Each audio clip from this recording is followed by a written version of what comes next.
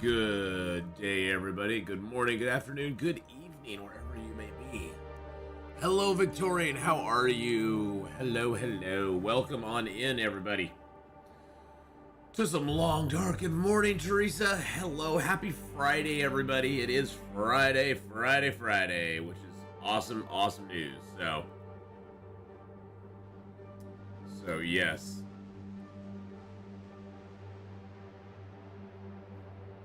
Welcome in, everyone. Oh, I slept really poorly last night, so bear with me. Kind of like, still kind of waking up a little bit, although I've been up for a while. My brain is just not functioning real good. Today's your cleaning day. Glad I got something good to watch. How are you? I'm doing pretty good. Other than not sleeping super well last night, I'm doing pretty damn good. But yeah, I just didn't sleep super well last night, so.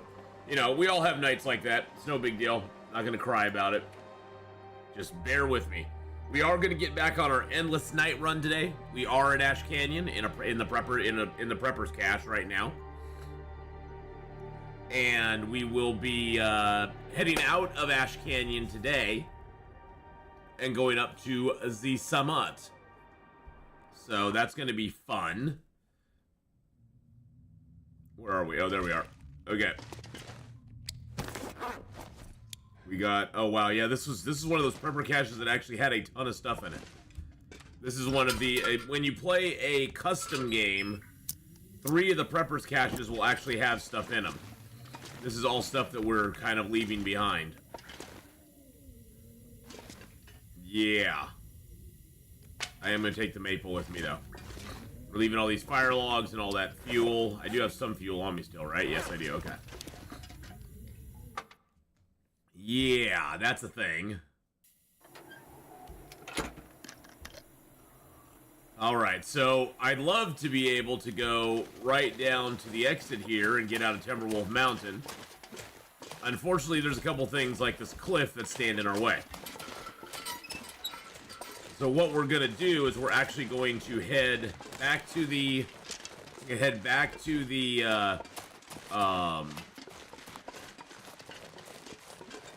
the Angler's Den, and we're gonna get out that direction. We're gonna go back around again. Hey, whatevs? Hello, hello. How you doing?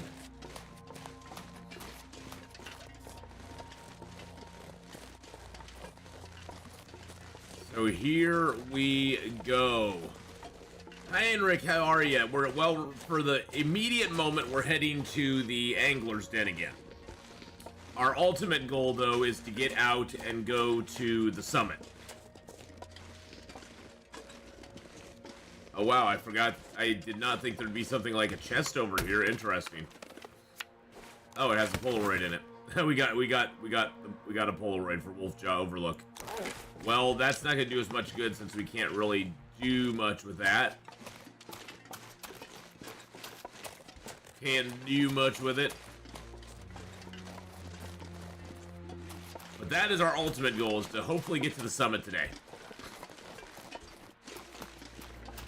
But we have to circle back around here so we can get out.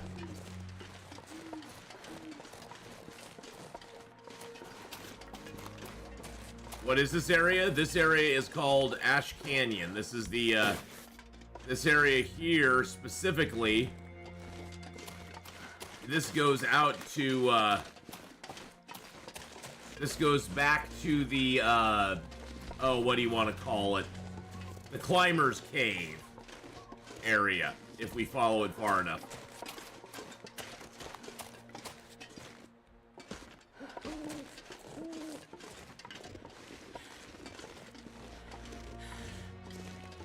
Right now, we're looking down on a part of Ash Canyon. I'm actually going to go back up the other direction, though. Ash Canyon is very cool. It's a zone that has a very difference in height in a lot of the levels. There's very high places and very low places, and you have to sort of navigate your way between the two, which makes it very unique. and very fun to get around. But also make it very deadly. I've got my chocolate muffin.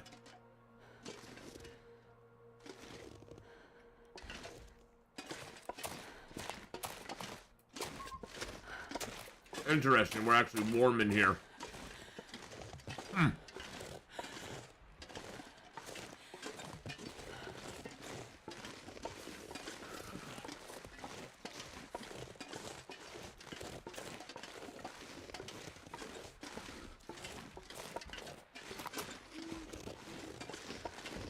Okay, there's a tree across. Whoa. Whoa. Those trees always kind of freak me out, man.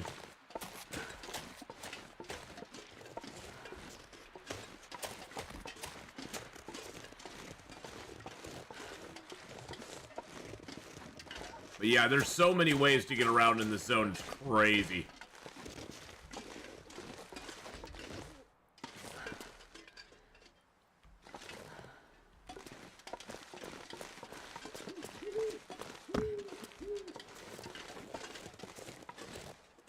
That just leads down into the canyon.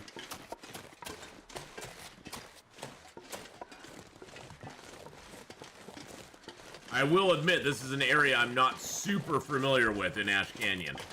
There's a lot of twists and turns, and so I personally am trying to figure out where we're at as well.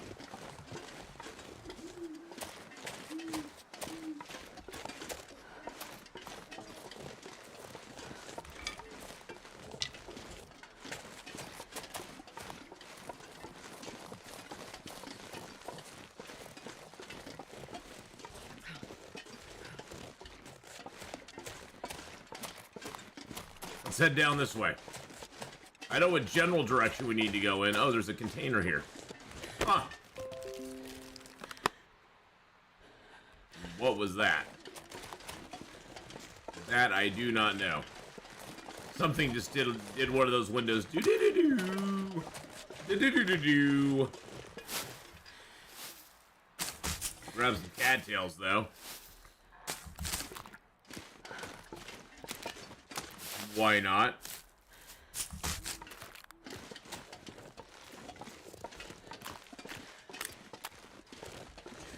This came to my mind that what a great difference it makes in the feel of the game, the fact that there's no jumping mechanic. Oh yeah. That's actually one of the big complaints a lot of people have, is that they wish there was a jump, and I'm like, well, it's not really part of the game. I mean, I get it, but at the same time, it would dramatically change what you could do in the game, because there would be places that you could then access that you were not intended to access before.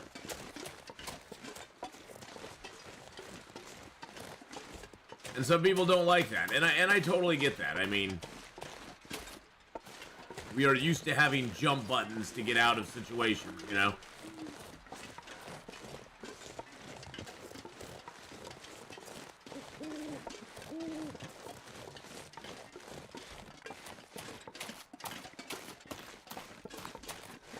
Keeping my eye out for the Wolfie boys.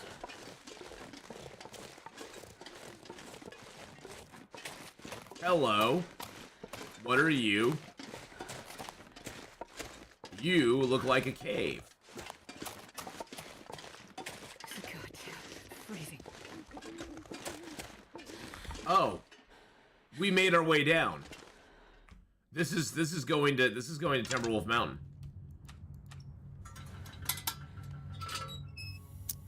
This is going to Timberwolf Mountain. I basically circled all the way around and came down to the cave going to Timberwolf Mountain. That's hilarious. I didn't even realize I did it. I got a little turned around there, boys and girls.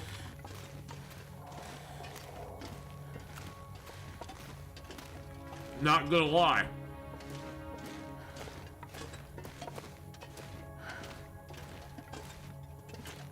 I think it's good not having it. Wouldn't fit the game. Yeah, I don't think it'd really fit the game either.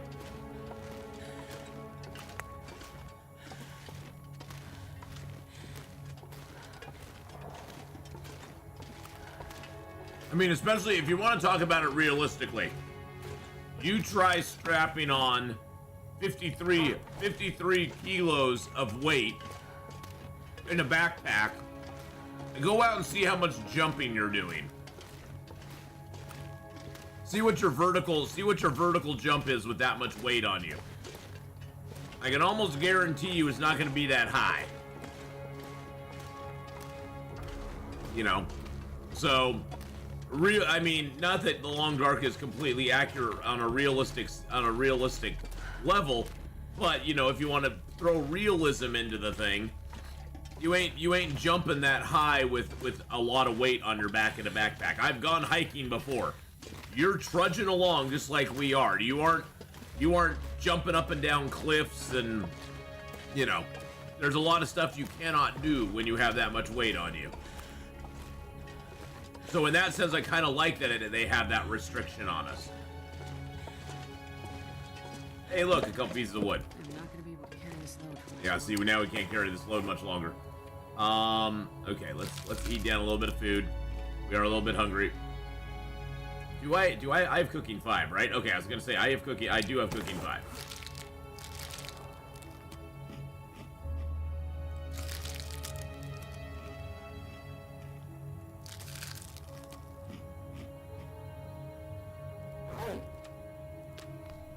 Yeah, maybe none. Exactly, Scorbura. And how you doing? Good morning, Scorbura. How you doing today? Hope things are going well for you.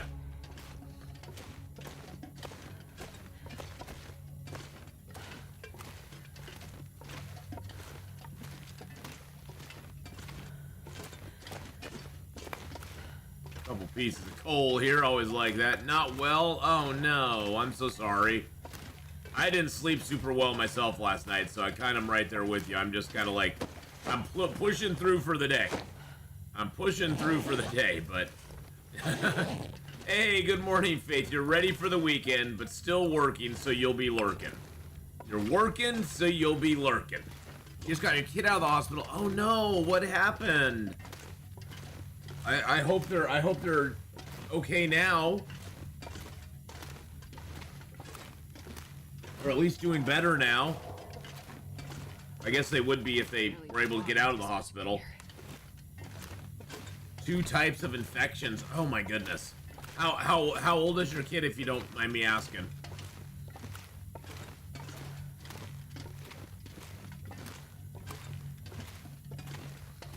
$12. Oh wow.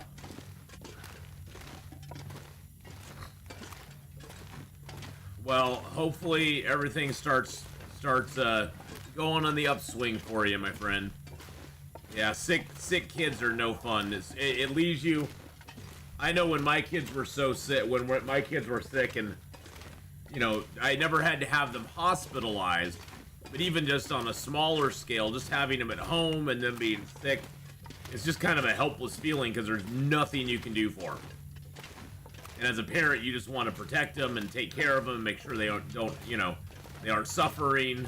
And when there's absolutely nothing you can do for them, that's just such a helpless, it's such a helpless feeling, you know?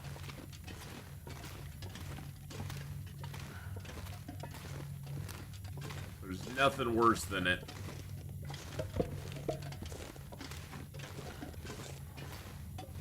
It was bad because of the needles. Oh, damn.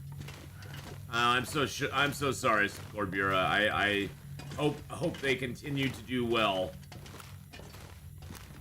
That really sucks.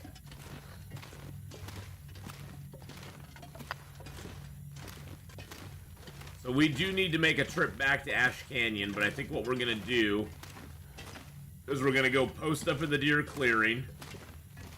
We'll go to the summit. We'll go down to the Mountaineer's Hut, then go back to Ash Canyon. Very light. We'll leave everything but the bare essentials. And then we'll go back to Ash Canyon and grab our stuff there.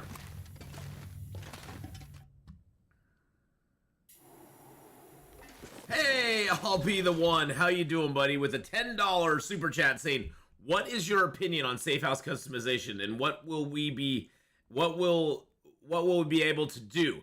I think we can clean the abandoned prepper cache to the way it was before.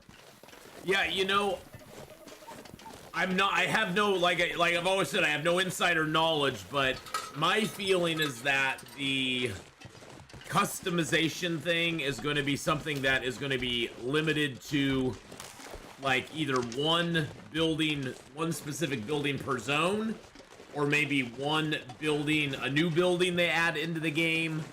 I just have this fear I'll be the one that everybody is going to be upset about it, just because I think a lot of people, when they think about it, are like, oh, I can go into any house in the game and just rearrange everything in the game. And I don't know if that's what it's actually going to be. It would be very cool if that was the actual point of it, but I don't know if that's actually what it's going to be. I don't know if it's going to... in the best case scenario, that's what it is. In the worst case scenario, it's probably one house in the entire game that we can mess with. Or, in the middle ground, it'll be one house in every zone that we can mess with. But I really don't know. I'm hoping that it is at least one house in every zone. My worst fear is that it's going to be one house in the entire game. Which people are going to be steamed if that's the case. It's just not going to fly very well.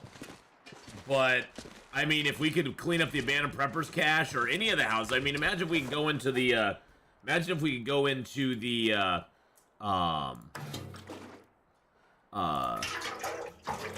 the farmhouse and just clean it up.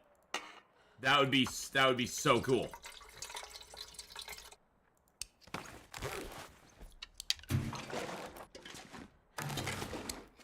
Alright, let's drop that here too.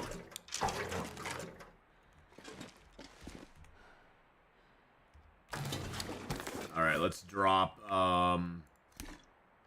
let's see, how many coffees do I have on me? I got 3 coffees right now. God, look at all this coffee we found.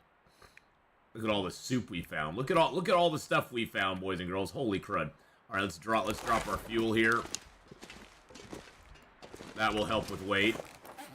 So yeah, I think the safe house customization will be cool. Don't get me wrong. I'm very excited for it. It'll be so nice to be able to clean crap up.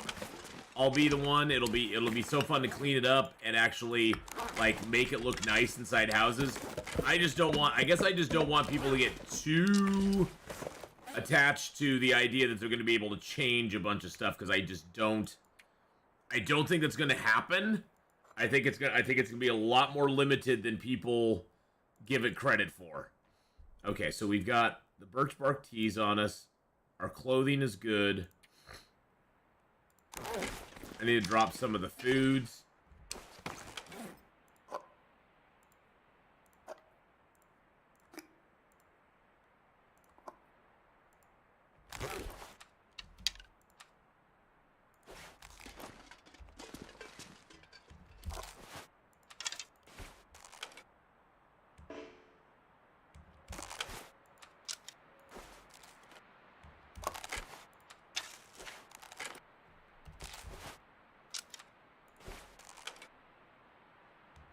To be honest, I probably should have dropped the pies out here. There we go. Now the boxes of crackers, yeah, I'm gonna dump those here too.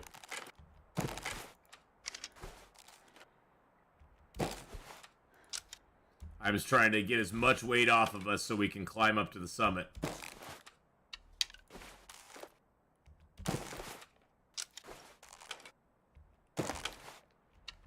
Alright, that takes us down to 45. Yeah, we got a lot of coffee on us. Holy crap.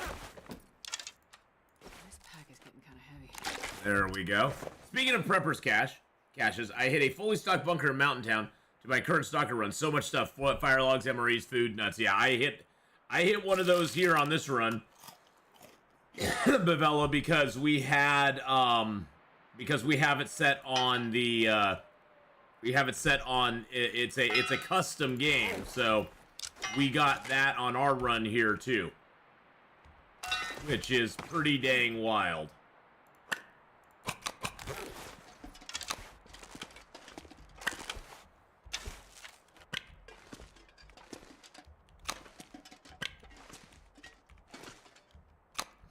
Do I have 2 bows on me? No, I only have the 1 bow. Okay, we only have 1 bow. Oh, although I do have an extra pot. Drop that here. Okay. Oh, yeah, and I freaking keep forgetting about the travois.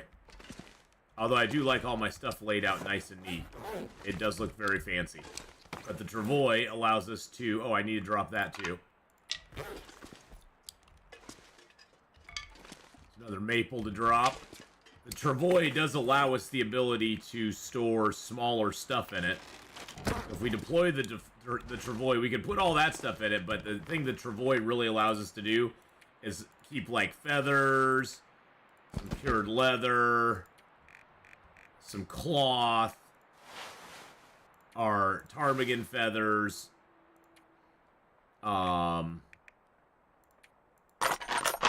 those, a couple sewing kits maybe a whetstone in there, our ammo.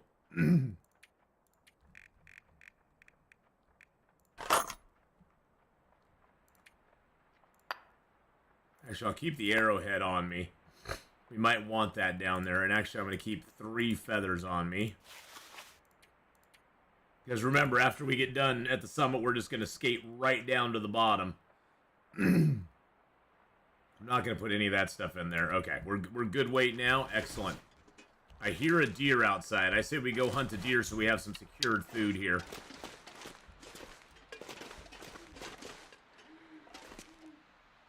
Oh, actually, I'm going to need a little bit of wood for this. Never mind, I need a couple pieces of coal. And maybe a piece of cedar. There we go.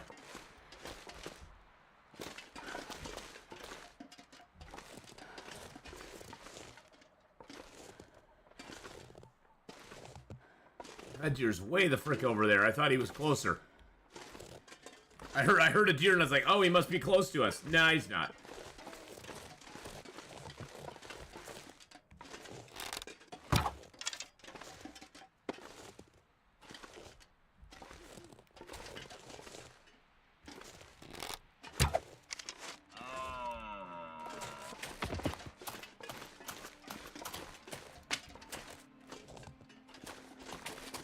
Alright, we got ourselves a deer.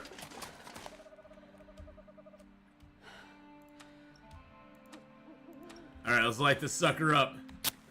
Woo! Let's go! Actually, you know what? It's warm enough out here. I'm gonna light the fire in the cave, and we're just gonna come out here and carcass harvest this deer. It's only 1 arrow down temperatures out here right now, which I'm gonna take full advantage of. Good morning, Cindy. How are you today? Again, also, everybody, thank you so much to everybody who has helped with the GoFundMe for my brother. I appreciate it so very much. We will have that GoFundMe going through the end of this month, and then we'll be ending it there. But I really, really, truly appreciate you all helping out. The outpouring of generosity has been so amazing, and I just can't. He appreciates it so very much. I just saw him on Wednesday, and he was again saying how much he appreciates all the help, how much easier it's made it on the family. So thank you again, everybody. You all have been just wonderful and amazing. And anyway, that's all I'll say about that. Alright, let's throw a couple of sticks on here, and a couple pieces of coal, and a stick, and a coal, and get some, get a little water going while we do this, because we might as well have a little more water. There we go. But I'm doing okay. I didn't sleep real well last night. That's the only thing that's kind of plaguing me. My sleep was very poor last night, but I'm doing better. I'm doing a little better now. Just been a really, you know, you have those mornings where it's just really hard to wake up. That was today. But we got Long Dark for the next about 2.5 hours. Then we do a little bit of more 7 Days to Die. We have our next Horde night coming up tonight in 7 Days to Die. So that's super duper exciting.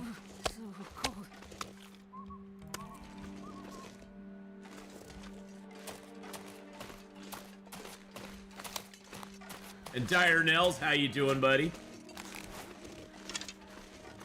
And I'm hoping, let's cross our fingers, I'm hoping Long Dark's gonna have a new, like, dev diary up here soon. Like, within the next couple weeks or so. That'd be awesome. Yes, we're gonna be doing some more 7 Days to Die stream today, yep. I was thinking about how to elaborate the Stickman, how elaborate the Stickman could be with all these new items. He could. He could be pretty elaborate with all these new items.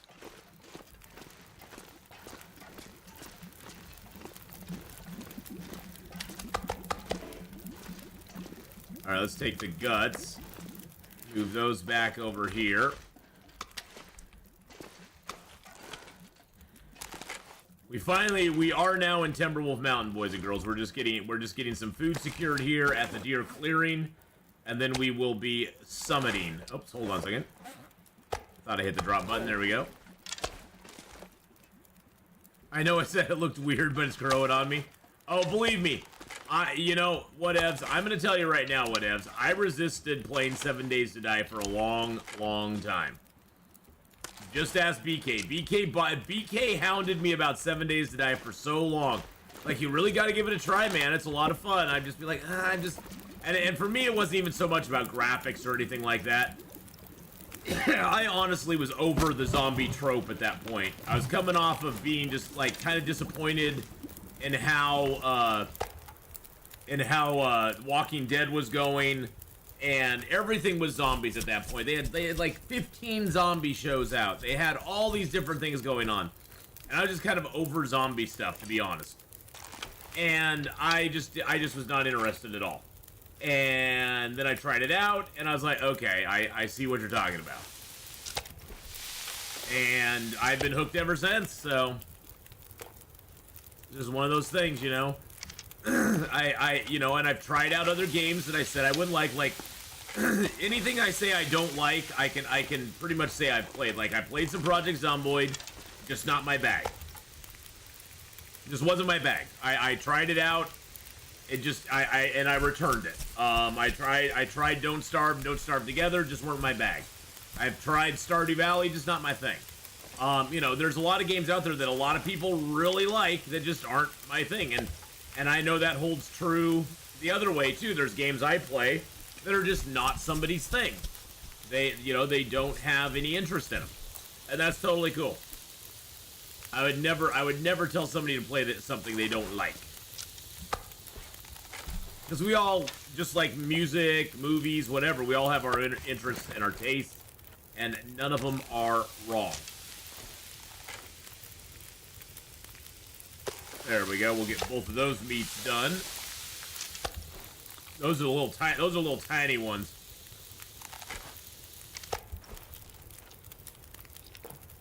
I don't think I have my flour on me, do I? No, I do not. Okay.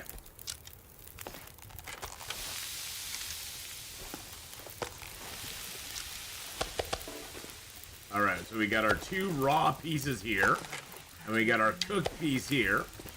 I know you'd love a drink, my dear, and you know what? You have water on you, so you'll be able to get a drink very, very soon, I promise. Just chop up this one last piece of meat, and I'll give you a drink. That'll be your reward. So you gotta give him the carrot and the stick. You gotta be like, you're gonna suffer through it, but you do this one last thing for me, and I'll give you the reward. See, look at that. We fulfilled our promise. We gave her something to drink. We aren't a harsh slave master. We can be a little bit trying sometimes on the patience, but we aren't harsh. All right, we're gonna set these to cook, and then we're gonna go out and there's a crate out here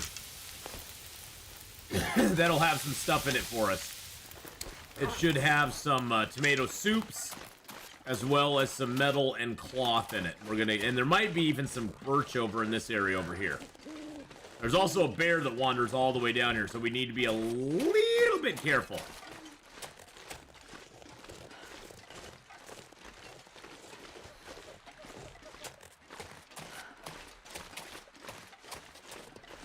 Oh, hey, look. Birch.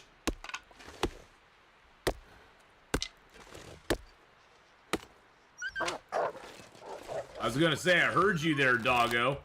I was ready to hit escape and everything. I heard you trying to sneak up on me, you little turd.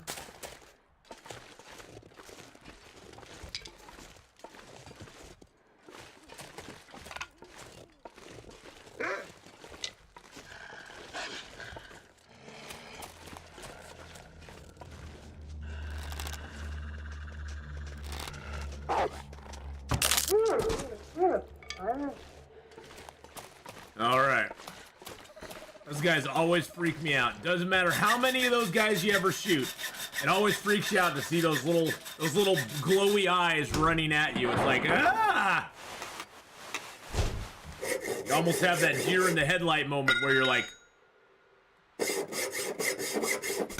what am I supposed to do?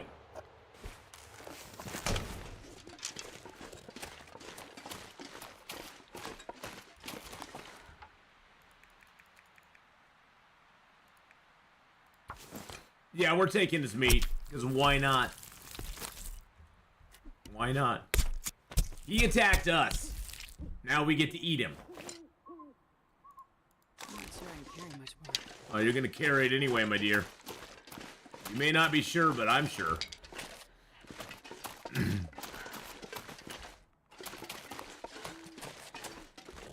Where that birch was.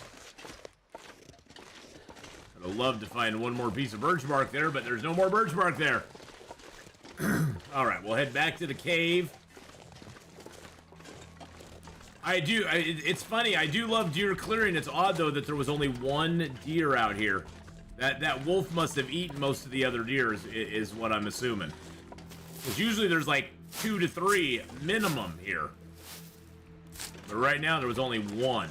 Only one. I'll be the one with $5 super chat saying, what about the camera darkroom? Decorating our base with a photo of the aurora on the summit would be okay. I do not need it. Yeah, the camera darkroom thing, I'm kind of like, I can hit F10 and take pictures whenever I want. I don't really know what the motivation behind a camera darkroom thing is. I have no idea what they're thinking with that, but I'm curious to see what application it's gonna have. But yeah, I mean, it would be kind of cool if we could put a picture of our stuff, like, almost sort of like, you know how they did in Subnautica, where you could have picture frames and you could put up pictures of that you'd taken in the game. You could put them up in the house. That would be kind of neat. I mean, to take pictures of moments that you have in the game and just put them in your game. That would, I mean, it's kind of a neat idea. I'm not a big decorator in games. Even games that allow you a lot of customization and decoration and stuff, you'll find I do very little of it. If I build a house, it's a square with areas that I can go ahead and utilize properly and get down my gear, and I'm a happy camper when it's you know, I'm more utilitarian, I guess you could say. And I'm not very creative when it comes to doing things like that. Yeah, and I need a door to get in and out. And I don't want it to be able to be burned down too quickly. I don't want GamesLift to be able to burn it down, I mean, I don't want it to burn down very quickly.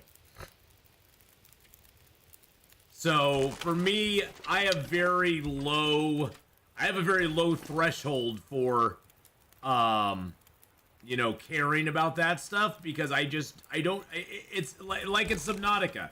Yeah, I like to take a picture and hang it in my stuff, or I'll like to take a picture, you know, for the very end and put it in the time capsule.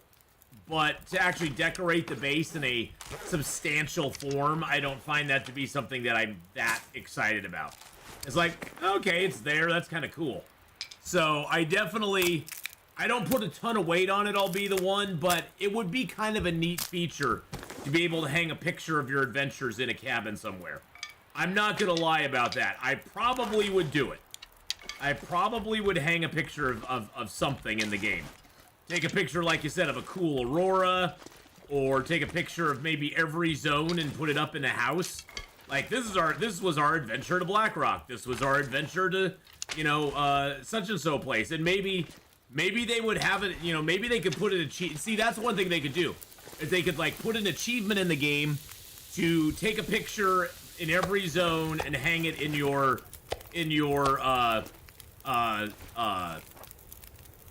and hang it in the house that you customize. hang it in your safe house. You know, like safe house customization. You know, customize a house and hang pictures from every zone in it. Could be like one of their achievements or something. which would be kind of neat. I mean, that'd be kind of cool. I gotta admit. Hey, Long Darkian, how you doing? How's it going, the Long Darkian? I hope you're having a great day.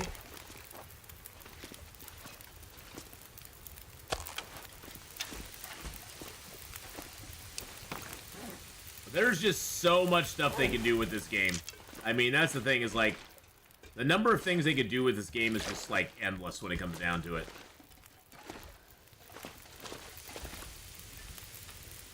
Alright, we're gonna leave a little bit of water here. And I'm excited to see what they come out with next. I am having a okay day.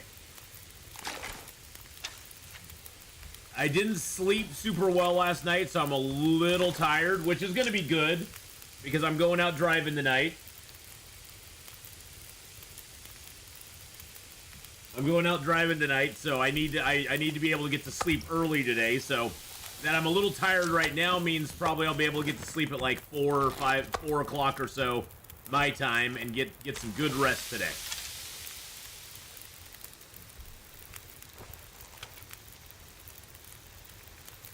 There we go.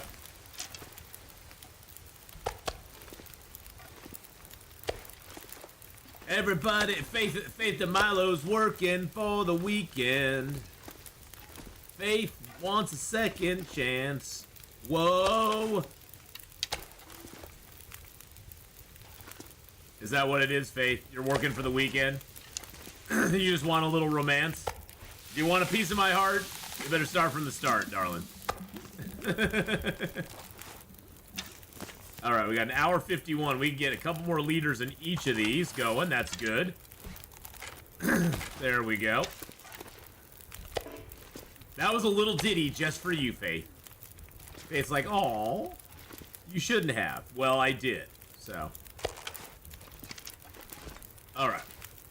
So we got a little time on that. Let's see if we have anything we need to repair or take care of or do anything to.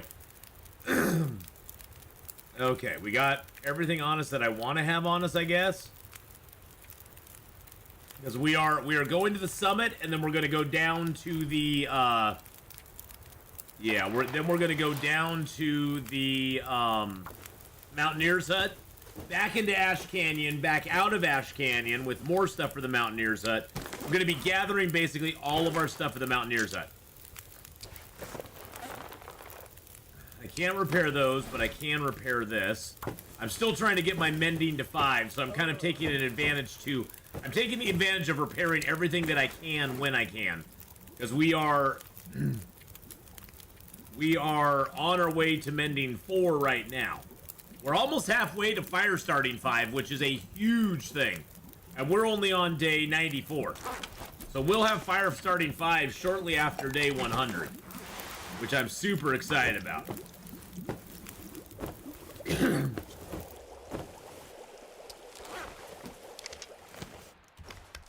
Yum, yum. We have lit a lot. I mean, due to the fact that this is the endless night, we have lit a lot of fire. I'm gonna leave that pot here. Gonna leave a little extra water here.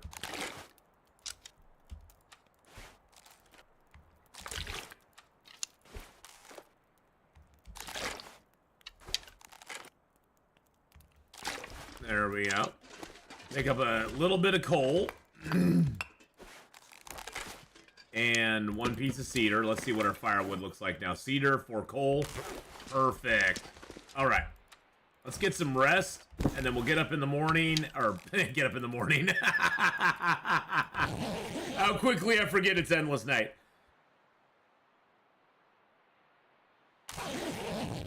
Goodness gracious. Alright.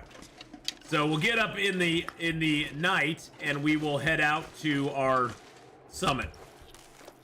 Let's go ahead and get as much food in our belly as we can. I'm going to grab the rabbit pie so we have a little more carry weight available to us. That's always important. drop that there. And we will take a nice swig of water. But I'll be the one. Very good questions.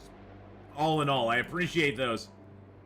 Very good questions about the Long Dark. Because, yeah, there's going to be a lot of stuff coming out. How's our Maple doing here? Maple doing okay? Maple's at 15. Okay.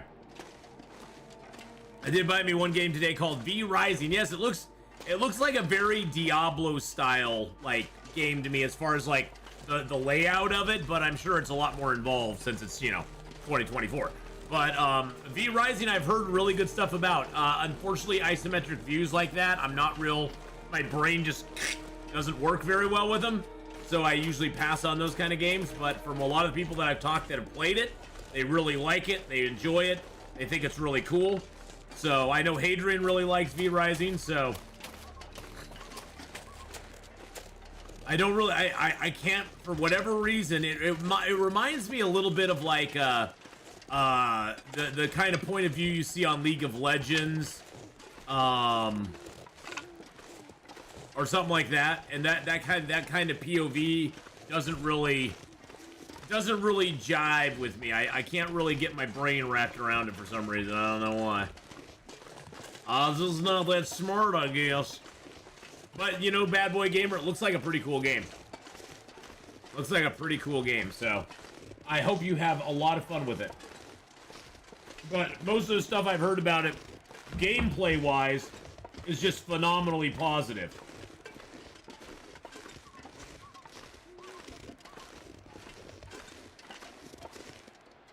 Sorry, I'm eating my muffin while I'm walking.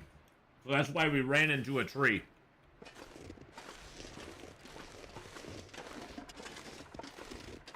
I have my breakfast muffin here.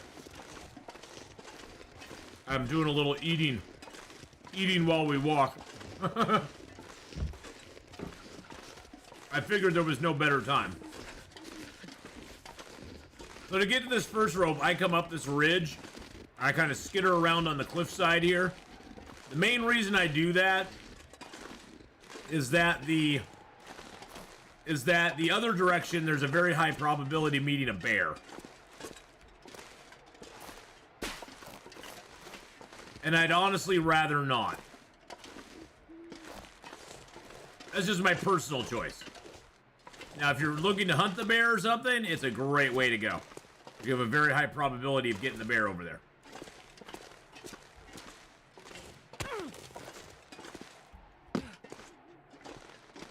Really? A wrist sprain. I'm sorry it's a little bright. That's due to the fact that we have the night filter on. It'll be off in just a second. There we go. Now you guys can see again without being blind.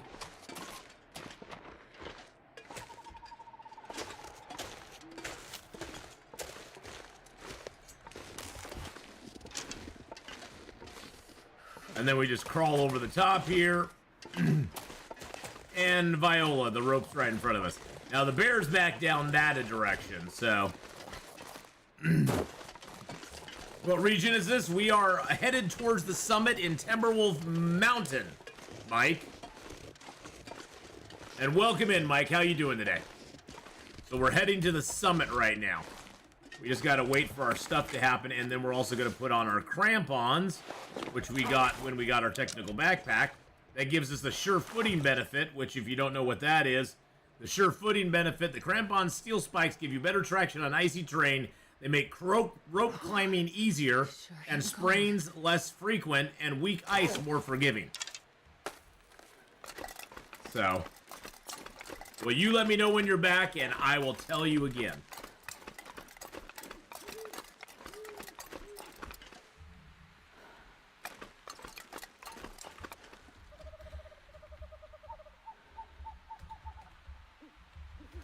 There we go. I just put it in chat. I just put it in chat for you.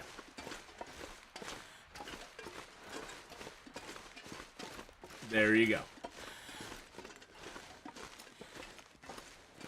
Do you get dusk and dawn on Endless Night, or is it just pitch black constantly? It's basically midnight all the time. There is a little bit of fluctuation in temperatures as if like dusk and dawn is happening, but the temperatures overall in this mode are very consistent, you know, unless there's a blizzard or something. They're very consistent, Fibery. But the gameplay is actually, it's just interesting in the fact that I cannot craft indoors, read indoors, or mend indoors at all, ever. Unless there is an aurora happening. Which we do get some auroras here and there. But yes, Mike, you're back. We are in Timberwolf Mountain. We are heading to the summit right now. We are on our way to the summit. We are in the cave that heads towards the summit right now. But yes, with the endless night on, there is never twilight or anything. And whenever you hit this, it's always at midnight. It's always straight up midnight, no matter what time of day you might think it is. And there is like I said, there is a little tiny fluctuation in temperatures, but not a lot. Ooh. I'm gonna head down this and just see if there's any coal over here. Nope. Is that a piece of coal? Gosh, not a lot of coal in this cave. Oh, you've not played this region. Oh, Timberwolf Mountain's got a lot of cool stuff in it. I love me some Timberwolf Mountain.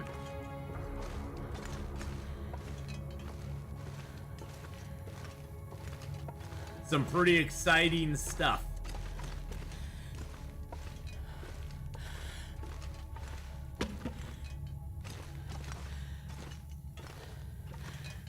What's our weight right now? 44.68. That's not too bad. Auroras are turned on. We've had auroras, so I've had such a hard time dealing with Timberwolves. Yeah, I usually skip the Timberwolves, to be honest. There's no Timberwolves in Timberwolf Mountain, though. There's no Timberwolves in Timberwolf Mountain, so if you're worried about that, you don't have to be, because there are none. The name belies the kind of wildlife that you'll find here. Let's just put it that way. Timberwolf is a little bit chilly. There are chillier zones, like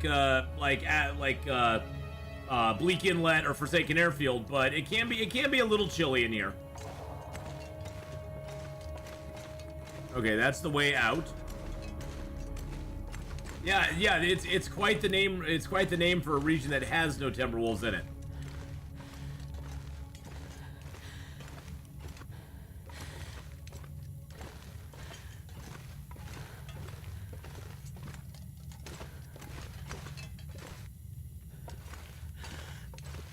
It's been so long since I have been to the summit, I forgot the best way to get there. You know, I always take what I think is classified as the longer way, but I just like it. See, I love Pleasant Valley. Pleasant Valley, I think, gets a bad rep. Pleasant Valley is always pleasant to me. Sure, do you get a blizzard there? Yeah, of course you do. There's blizzards everywhere. I don't get mad at it for having a blizzard or two, you know? It's just Pleasant Valley. That just is what it is. Pleasant Valley doesn't mean no harm.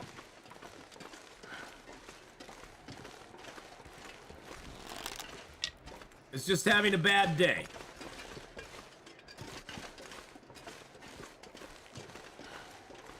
Grab these couple of mushrooms here. Pleasant Valley's too big and open for you? Well, if you think Pleasant Valley's too big and open, have you been to Forsaken Airfield? Forsaken Airfield is like 2.5 times the size of Pleasant Valley. And it is barren in Forsaken Airfield. It is absolutely barren. There's like nothing there.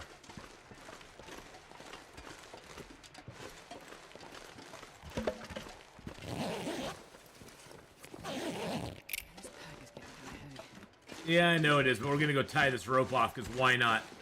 You were in Forsaken Airfield today? Yeah, Forsaken Airfield is just massive. Massive, massive, massive. We had 80 degrees yesterday, a little heat wave. Yeah, I think today we're supposed to hit... Hey, yo, today we're supposed to hit 86 here. Can you believe that? Supposed to hit 86 today. 86. That is nutty. I thought it was a little warm last night. That may be why I didn't sleep very well. Right now it's 70 degrees here at 10 o'clock in the morning. 70 degrees. Supposed to be 86 today. 85 tomorrow, 78 on Sunday. I may have to get my air conditioner out and put it in my window or something. Although it's supposed to then cool. Well, no, it's supposed to be 70s and 80s. It's supposed to be 90 next Sunday. Holy crap. Yeah, I think it's time for me to get the AC put up. Time to get the AC put up there. Summer's finally hit.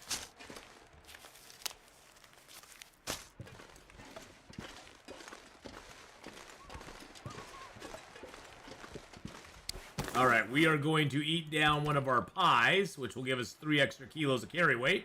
So now we aren't underweight. Now we aren't overweight anymore. Do I have a region that I do not like? Mine is Zone of Contamination, Out of the Way, Toxic Ground, Toxic Wolves. Yeah, Zone of Contamination is not my favorite. You know, for me, I'll be the one as an Interloper player. I really don't care for either Bleak Inlet or Blackrock. They don't hold any interest for me because there's nothing really there that I want. Hey, Killer Strawberry, you're watching on YouTube without realizing. Well, hey, welcome to the YouTube crowd. That is totally okay. You watch on whatever platform is good for you. Yeah, wow. It's supposed to be high 70s, 80s, and even 90 next Sunday here in Oregon. That is crazy. It's supposed to be 86 today. 86. How is that a thing?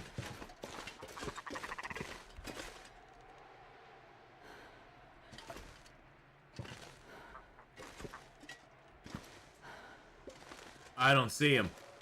Where are they? Where are they? Dead Pet just subbed up for 3 months.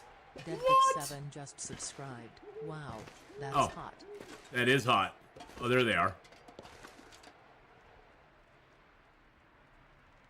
There's one right there.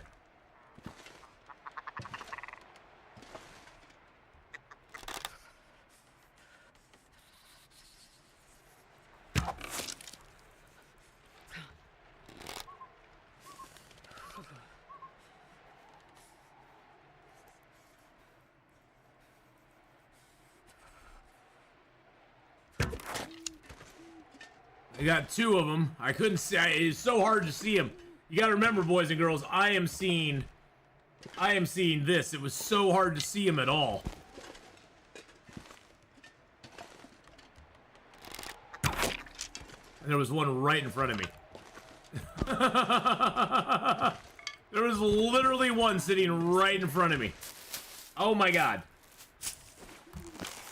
Oh my god, there's one just sitting there going, "Hi, Atheenon, how's it going?" I'm like, going okay? I suppose.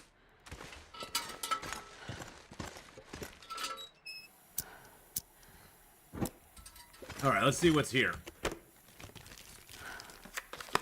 We got a Polaroid, which is going to be of no use to us at all.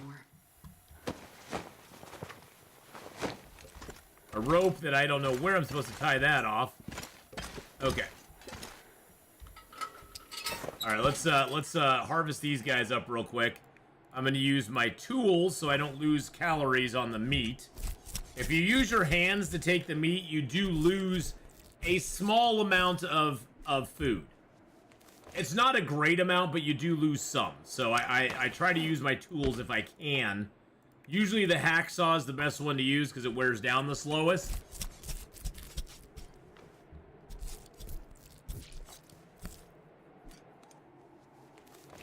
You know, actually, Killer Strawberry, as long as it's working, the third party that I use, Restream, it puts all the chat into one window. So it puts YouTube chat and Twitch chat all over into one place.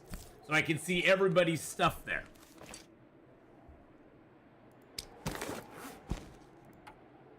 But yeah, I'd say out of all the zones, I don't like Black Rock and Bleak Inlet the most.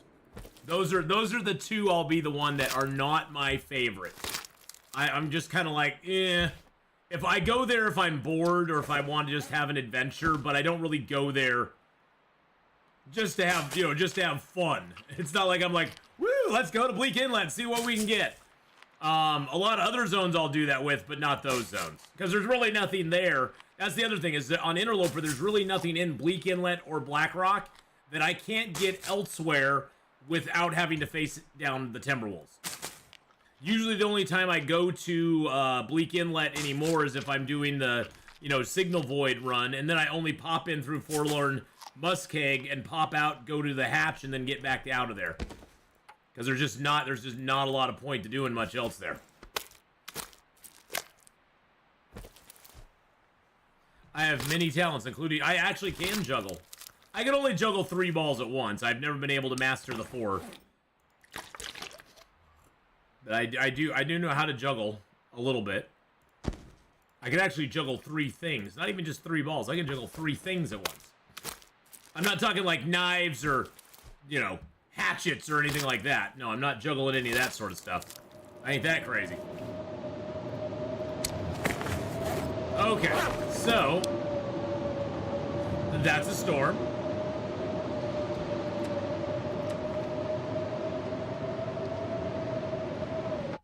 I say we sleep.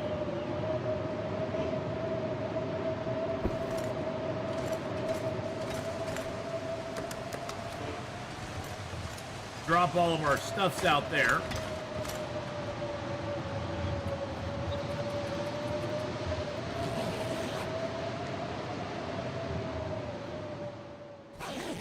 There we go. That's what I was hoping was going to happen.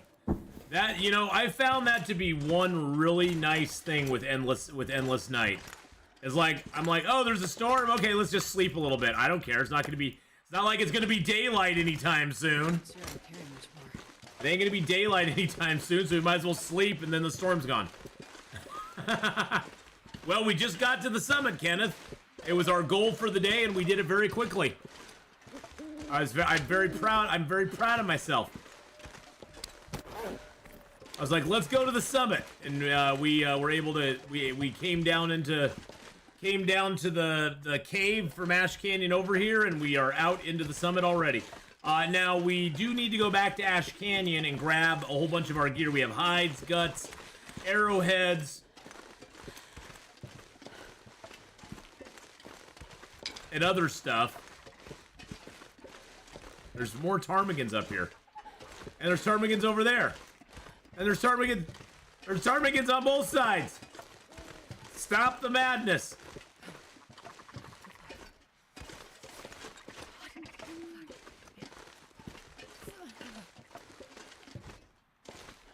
I guess the summit's a great place to get some ptarmigans, boys and girls.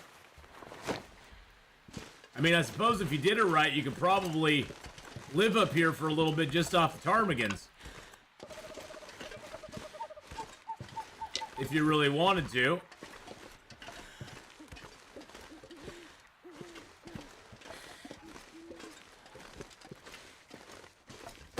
Wait, what is that? Oh, that's the thermos. We got our second insulated flask, boys and girls. Insulated flask achieved.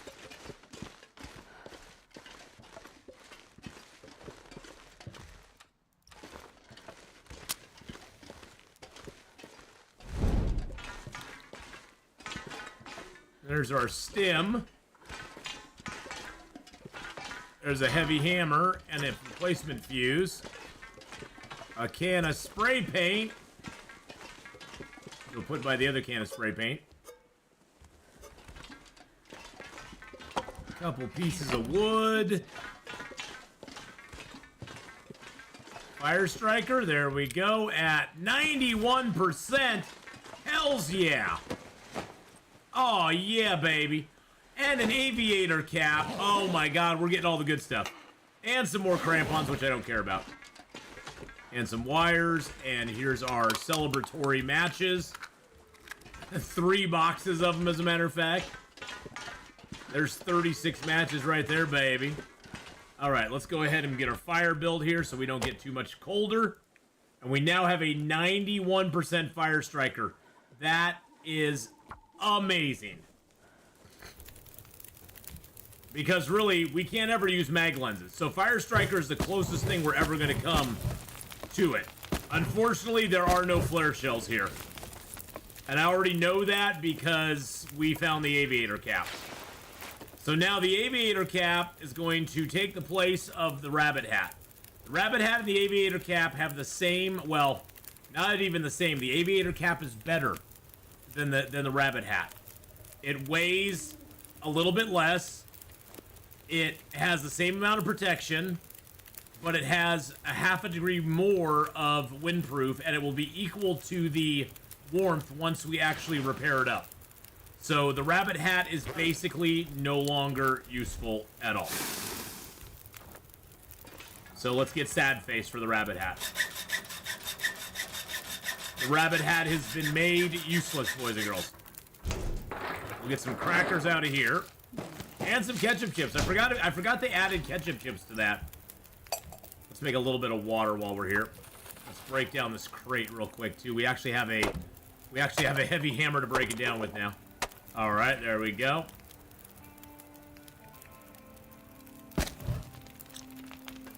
All right, let's get the let's see what's in the top here. Oh, coffee and tea. I hope they mix these up at some point. It'd be kind of nice if they did. And then we'll go get the clothing. I doubt there's any food left, but we'll check it anyway. We're gonna go get the clothing container first. I don't really need any clothing, but this will be stuff we can rip up. That was actually a good selection of clothing. And this will be like shoes, socks, pants, that sort of stuff. And, you know, I'm not going to do the food containers yet. Let's do the hide container and the medicine container. Now, I don't know if this will have guns in it or not, because we are playing on Gunloper. Leather and hides.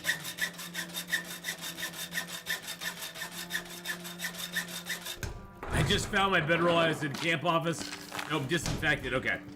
I've just found my bedroll. It was in the camp office. I was in Forsaken Airfield when I realized I'd forgotten it. Oh, no.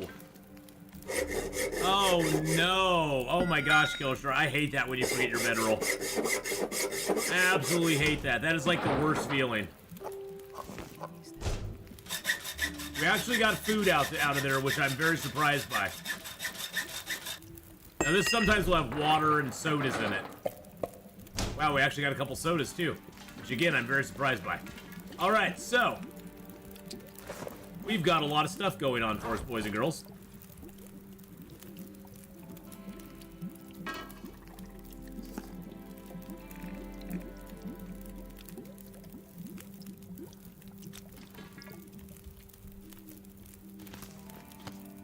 Let's make ourselves some broth there.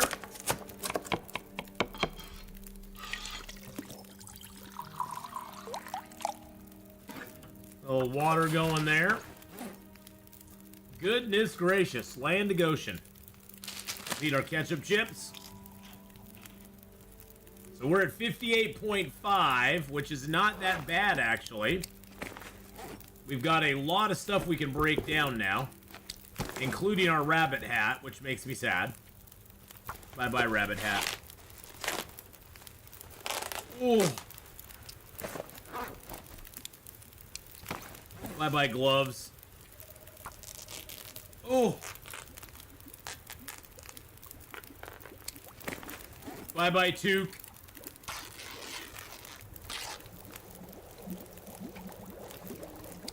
Yeah, unfortunately, with the new setup of the game, they put pretty much all the flares in the, zone of contamination. Does water resistance matter if it's not the outer layer? No. Nothing other than heat matters for anything that's inner layer. Oh, wait, hold on a second. I want to get the water going here first. And then I want to get the broth going there. So yeah, anything other than warmth does not matter on inner layer. Well, I get, okay, let me revise that. On the inner layer, the things that matter, the things that will be effective on you as a player is the warmth, the sprint reduction, and the weight, of course. So warmth, sprint reduction, and weight will still matter on interior stuff. So because this says 20, if I took this off, you notice my sprint goes up. So sprint is determined. The sprint will matter on the inner layer. But the warmth does not. Or the windproof does not. Or the waterproof. Yeah, exactly. That's the problem with the balaclava, whatever it is. That's the problem with it, is that it's an inner layer item only, and on the inner layer, none of that matters. None of the stuff that makes it valuable matters. So it's like, okay, so I got this thing that doesn't even matter.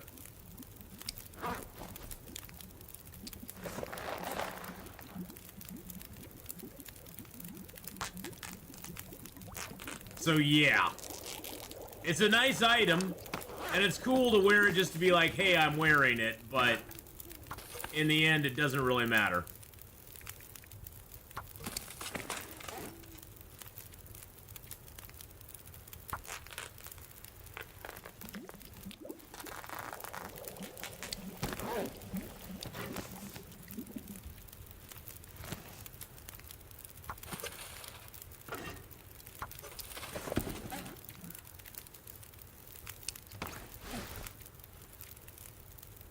Like all these clothing items we just found, none of them really matter. It's kind of sad, to be honest. It's kind of sad. Wow, we actually found some clothing in really good shape. Like these shoes are in good shape. Got several shoes to break down. I actually have a pair of... I actually have 2 pairs of the crampons. I'll take one down to the... I'll take one downtown. Let's break down... Oh, actually, you know what? This pair of socks is in better shape than this pair of socks, so we'll harvest the crappy socks. They said cougars on Big Bear Island in the next update. Yes, they did. Now, whether they're going to be all over or just in a singular zone, who knows? I personally don't think they're going to be all over Great Bear Island, but we'll see. Not been to zone of contamination yet. Anything I should be aware of? The thing you need to be aware of the most is that there's not a lot of food in zone of contamination. I would just say make sure you take a lot of food or have a lot of food set up to take with you, because there's not a lot of food in the zone. There's and none of the wolves in the zone give you food. All the wolves are starving, so none of them have any meat on them at all. 0. So you want to make sure you take, there's not much hunting either, because the poison wolves kill all the wildlife, and until you eliminate the poison wolves, there's not much wildlife in the zone either. So you want to make sure that you can drop those. You want to make sure that you take lots of cattails, or maybe kill the bear in Forlorn Musket or in Forsaken Airfield before you go in there, because you're going to need to take your food with you. You're gonna need to take it with you, because there's not much there that's gonna do you any good.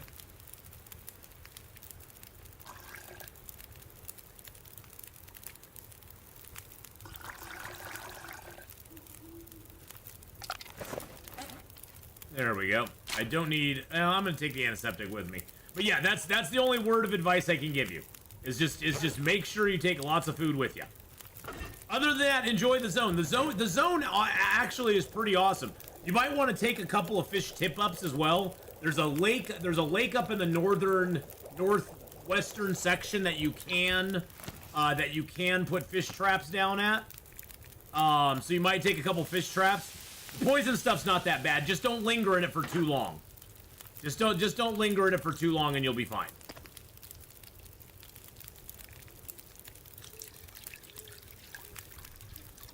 Yeah, if you linger for too long, it will start to burn.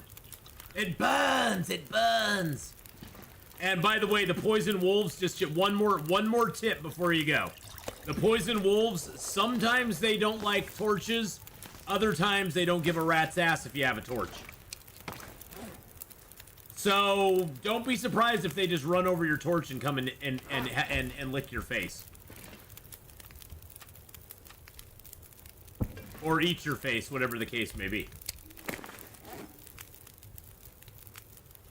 They do like arrows in the face, yes. They do like that quite a bit.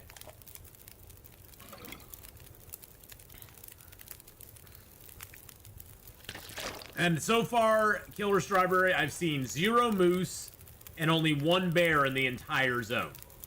So there's not a lot of animals that you can hunt in that zone. There's a few deer and rabbits. You'll see them very infrequently though, because the poison wolves tend to take them out very quickly, and so it's kind of a cycle of they're up, the wolves kill them, and they're not there anymore. But if you get lucky, you'll find them there every once in a while. Get all this leather, because why not? Repair up our aviator cap. A brand new cap that we just got. Stop the cap, baby. Stop the cap. Okay.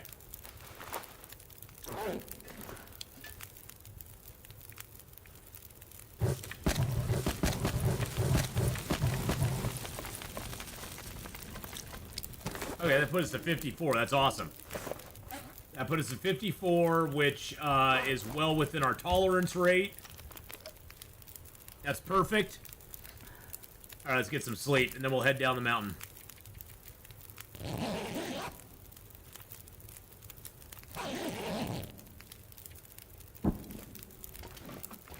Alright, let's eat our last pie here. Take a little more water.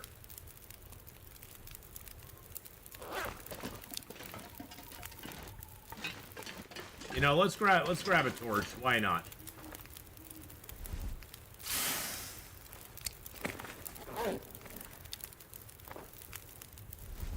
It seems like a calm enough night out. We might as well grab some torches to walk with. We have this fire here after all.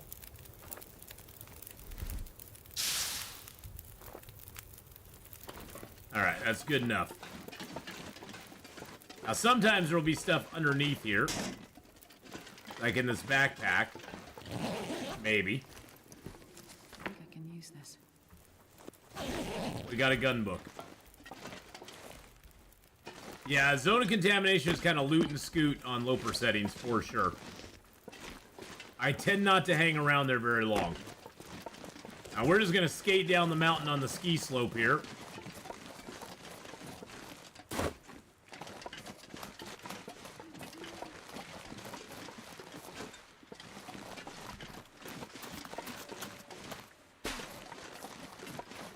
Swish. Swish. Swish. Swish.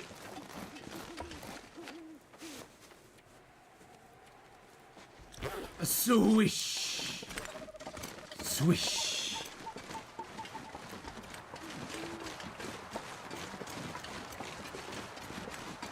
Really?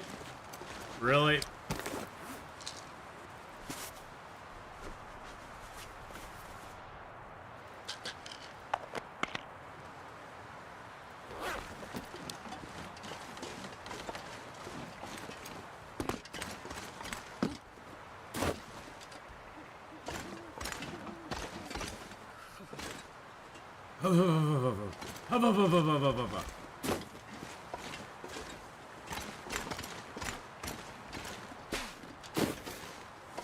All right.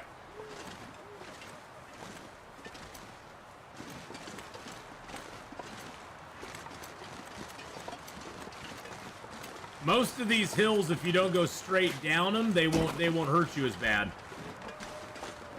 I think there's some birch over here. Yes, there is. Well, there's a birch over here. And there goes our torch.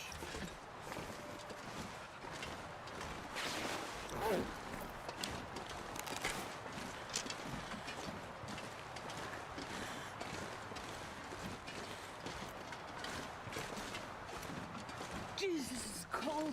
Jesus is cold. Yes, it is cold, my dear, but you are a trooper. You will make it through. Let's go ahead and turn night vision on for you since I don't have a torch anymore. Now, there'll probably be a couple wolves between us and the Mountaineer's hut, but that's okay. At least it should be okay. It's so cold. Mountaineer's hut's kind of in that direction over there. We kind of got to go around and down.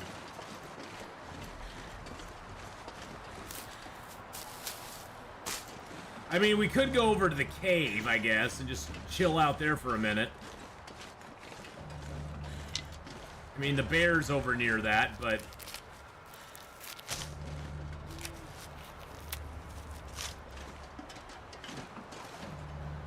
worse things could be happening to us, I guess.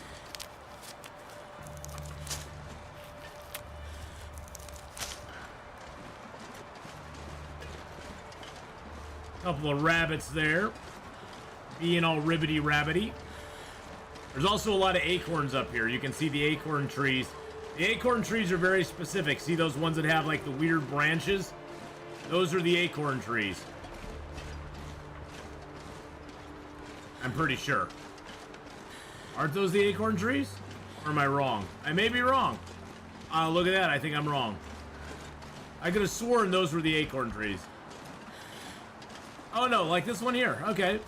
No, I was not completely 100% wrong.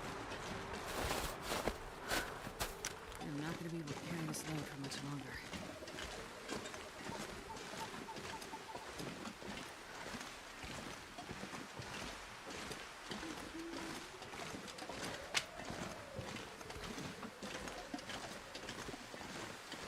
Yes, there's so many of those in Transfer Pass.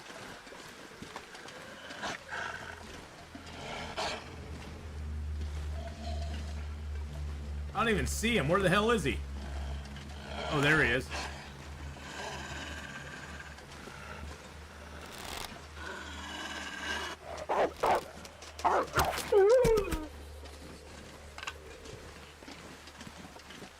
Ooh, that guy had me nervous.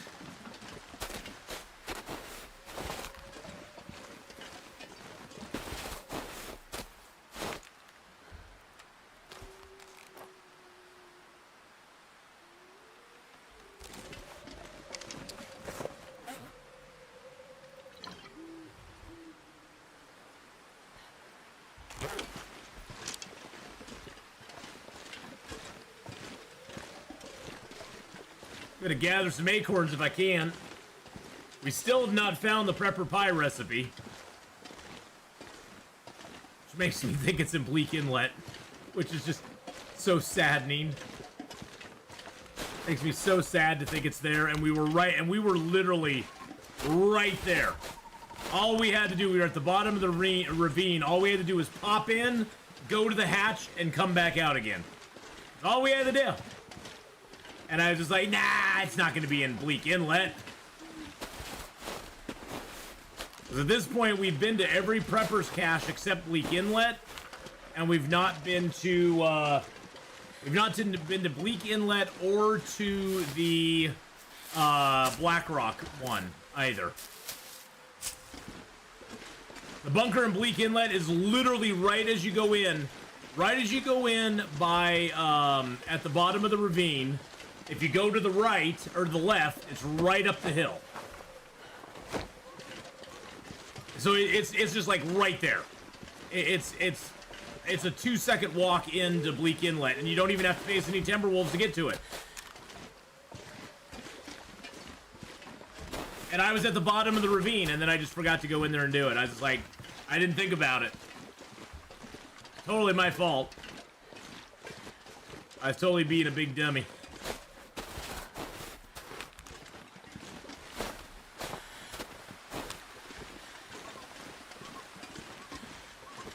But what you gonna do, you know? Those little mistakes that add up over time on Interloper.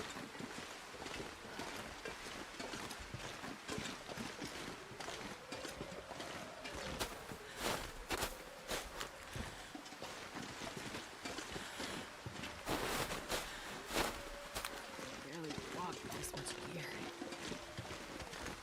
Now we're overweight again.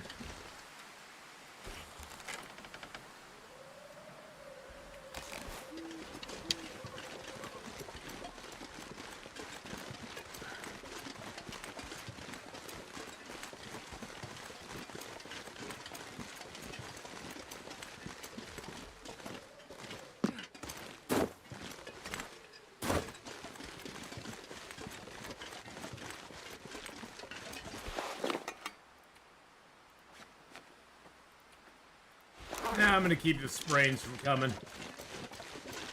All right, now we're down. Now we're down to Crystal Lake again. Woo!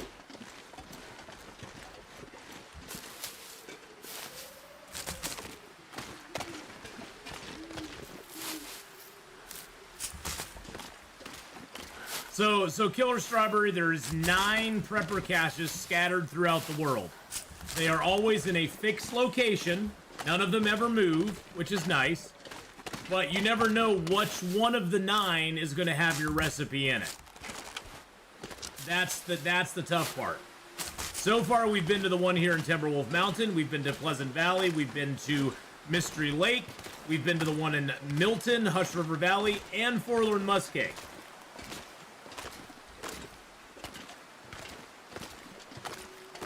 Then we have Bleak Inlet and Black Rock. And then the final one, oh, and Ash Canyon. So yeah, we've already been to 7 of them. So the only 2 that we have left to go are Bleak Inlet and Black Rock. That's where our recipe is gonna be. Bleak Inlet and Black Rock are the only 2 that we have left. That is really sad. Watch it be in Black Rock. That would be just my worst freaking nightmare.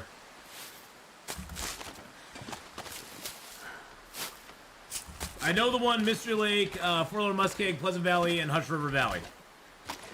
So, the one here in Timberwolf Mountain, if you're at the 3-way cave, if you go out of the 3-way cave and you're going towards the rope that you can climb up to get to Deer Clearing, if you don't go towards the rope, but you go the other direction, there will be a big hill on your right side. And up nestled in that hill is the Prepper Cache. You just kind of got to wind your way up, and you'll find the Prepper Cache right up there. The one in Ash Canyon is a little harder to get to. If you're in the Climber's Cave, if you go out of the Climber's Cave, it's sort of like, if you're facing the front of the Climber's Cave, which looks out on that little lake that's there, if you go out of the Climber's Cave and go to the right, you climb up a little hill, you'll find a little place where there's a rock that you have to jump to another rock. And it's a one-way trip. But once you jump to it, you're not coming back. But you jump over to that rock, and then you wind up a trail, and you go to and you get to a T intersection. If you go to the right, you'll go up a little more of a hill, and the Prepper Cache will be right up on the top there. So it's right close to the Climber's Cave, but it's kind of a one-way trip. To get up there, because then going back, it's not, you have to go back a whole different direction. So it is a little more dangerous if well, heck, I got lost. Ended up coming back to Timberwolf Mountain because I was unsure where I was. So I got lost right there.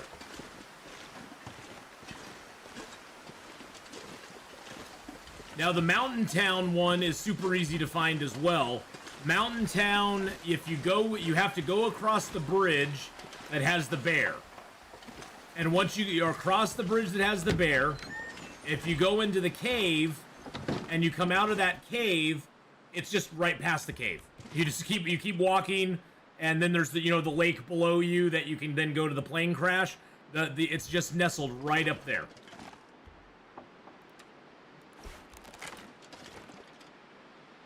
Okay, you know that one too. Okay, cool.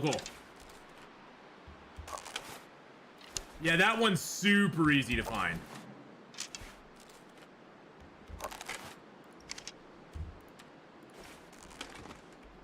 We have so much stuff up at the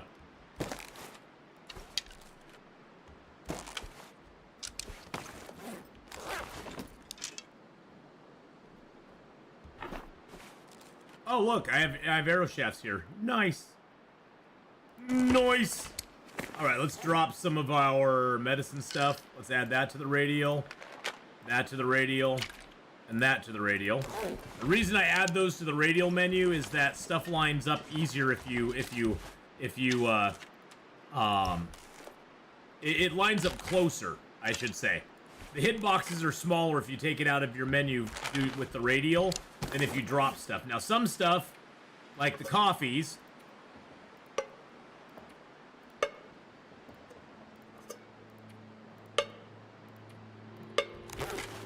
I can't do anything but drop.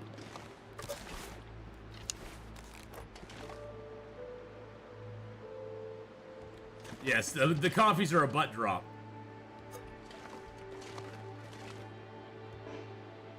Warmest region in the game, Mystery Lake. Mystery Lake probably has some of the best weather, yes.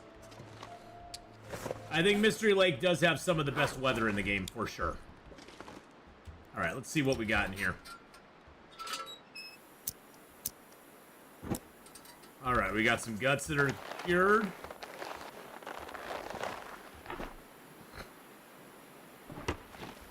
We got some sticks. We got a black bear hide that's cured. Oh my goodness gracious. Oh my god. Look at all the stuff we got in here. Okay. Let's go ahead and drop some more of the leather in here. Drop some of the cloth in here. A couple of the guts. Let's grab those acorns out, because we'll need those. Drop the thermite in there and drop that in there. Drop that in there.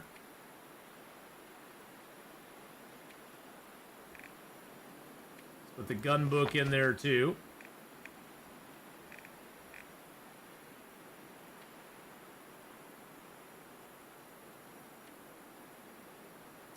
Let's leave the other pair of crampons here. That's a lot of teas.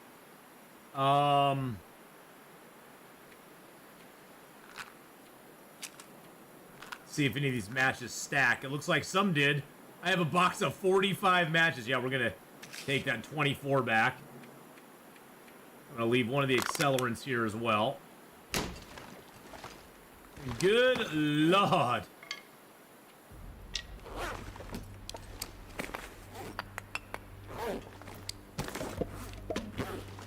Drop all that here. There's a cured birch. Go ahead and drop the other birch and maple that we have.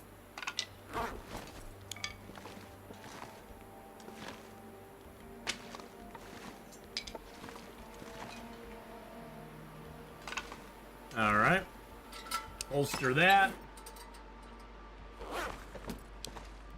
Now, the cool thing about this cabin is that even though it is technically indoors for the purpose of cabin fever, as long as there's not a storm going on outside, you can repair stuff in it as if it was outdoors. Which makes it super unique in the game. There's not really any other cabins in the game like this. You can also craft in this cabin while it is dark outside, which is super cool as well. I'm going to leave those here. I'm going to prepare the rose hips. How many days are we now? We're about almost 100 days now. Almost 100 days. I would have to check. We can check that real quick here. Let me get a drink of water.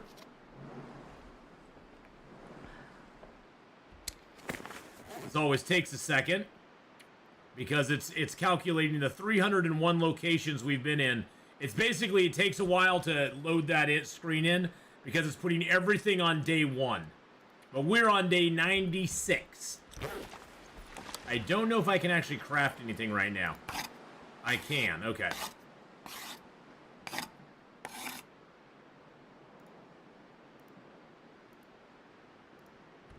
I thought I had more than one arrowhead. Do I only have one arrowhead right now? I have 2. Do I not have enough feathers? Might be that I just don't have enough feathers. Oh, I only have 5. I need 1 more.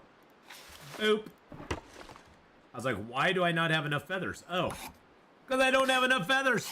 Endless night. We are on night 96. I'm sorry, Killer Star, but you are totally 100% correct.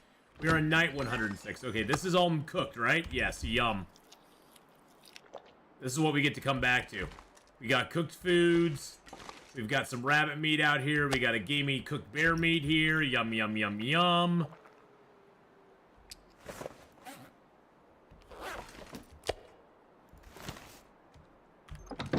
We are living in the lap of luxury, boys and girls.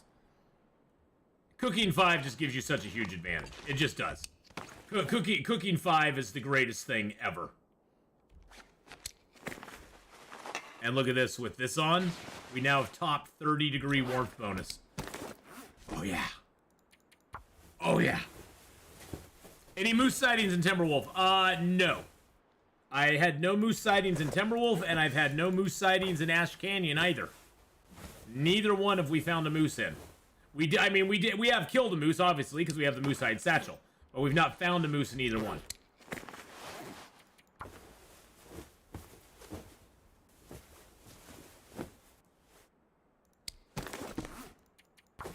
Now we're over-repairing just for the sake of over-repairing.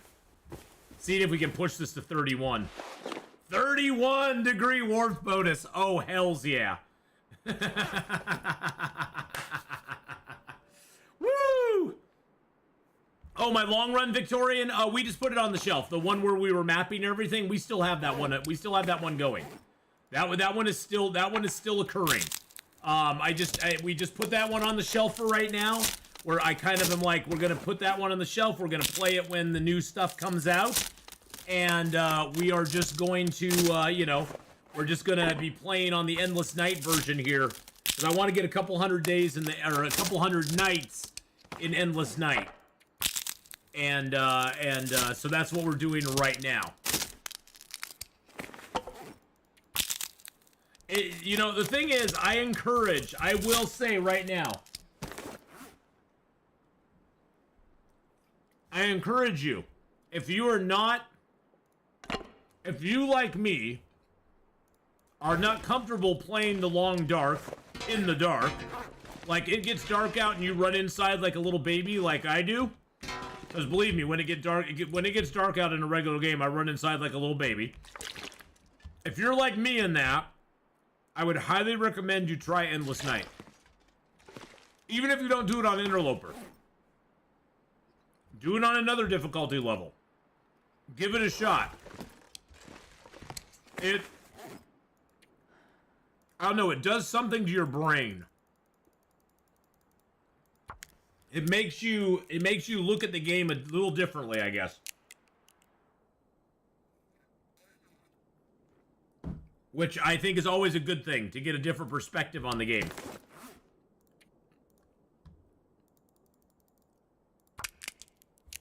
Let's crack some nuts, baby. There we go. So I would highly recommend doing it. It's a lot of fun, and it will give you a whole new perspective on how you play the Long Dark. It really, truly will. Look at all those matches we got in there. Holy crap. And we got a whole bunch of teas in here.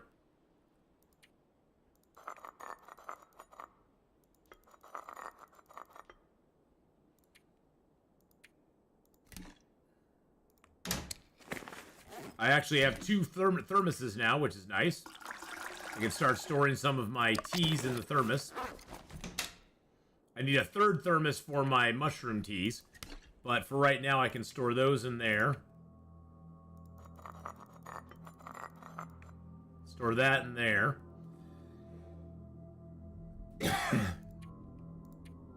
Clothing I got. What is the schedule of games today? Excuse me, God, I have like... I got something in my throat that just is bothering the heck out of me.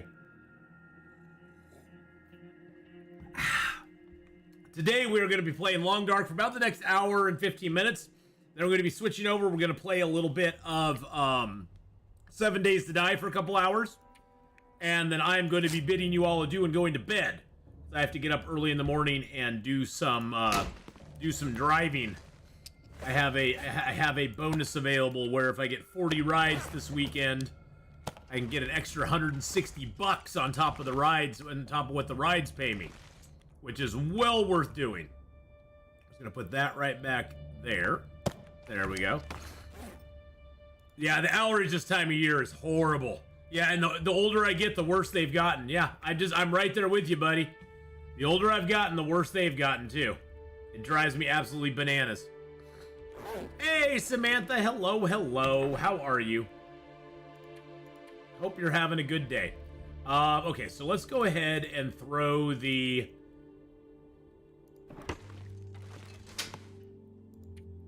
Let's put a little ptarmigan down in here. Actually, no, I'm gonna keep that. I'm gonna throw this stuff in there. And we got a little bit of cloth. I drive for Lyft, which is basically another form of Uber. I don't do Uber. I tried doing Uber. I wasn't very happy with their UIs and stuff, so I didn't like their UI as much, and it didn't work out as well for me. I'm from the U.S., Samantha. I live in a little place called Oregon. Flonase spray totally fixed my life. Yeah, Flonase is great. Yeah, I get pollen allergies all the time. My eyes itch, my nose runs.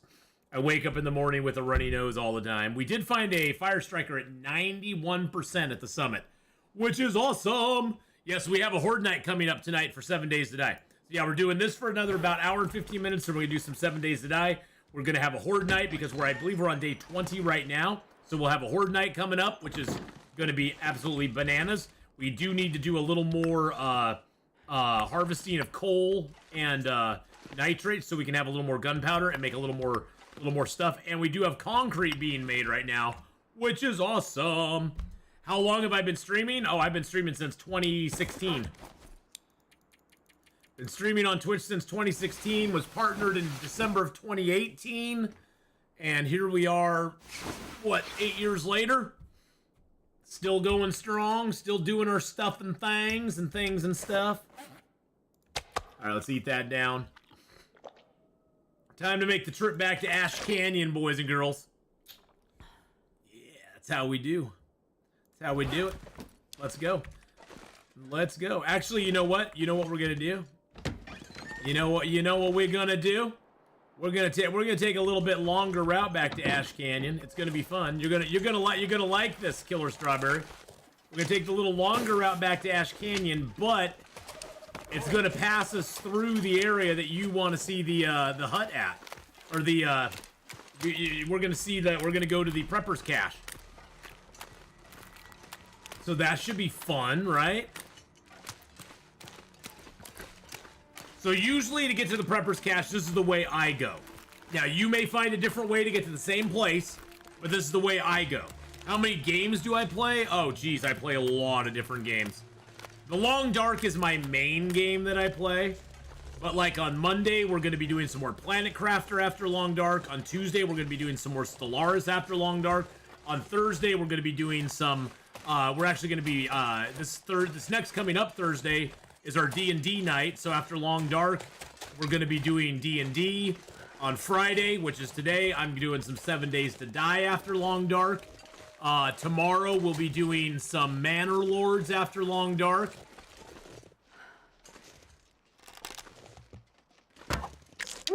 Bye-bye, Wolfie boy. Thought you could sneak up on me, did ya? Did ya? You thought that was a good idea, right? It wasn't. And then on Sunday, we'll be doing some Escape the Pacific after Long Dark. Most of those are first-person survival games. That's what I really like to play. Is first-person survival games. But like Stellaris is not. Manor Lords is a city builder. Stellaris is a grand strategy game. So I do play a little bit of different stuff as well, but I do like the first-person survival games a lot. The Long Dark, I first started playing in 2017. February 2017, so I've now been playing Long Dark. I'll give you guys night vision. I've been playing Long Dark since 2017, and I really, really, really, really, really super enjoy it. So, it's one of my favorite games of all time.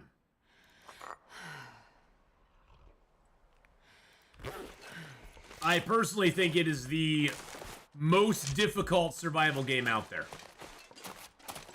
It encompasses a lot of survival aspects that I like, and pretty much every other survival game I compare to it when I'm looking at it. The main thing about survival is the main thing about Long Dark is it being permadeath on every gameplay mode. I do have a Discord. I'm not on it very much though. I'm not a very Discord-y person. I don't do a lot of Discord. There it is. That should get you the Discord.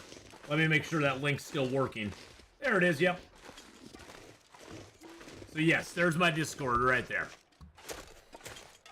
But yeah, I don't get on it very much. I'm not a big social media person. I personally just do not like social media at all. I think social media is a blight upon civilization, to be honest. But I have to be part of it because it's part of what I do. If social media disappeared off the face of the earth tomorrow, I would be totally okie dokie.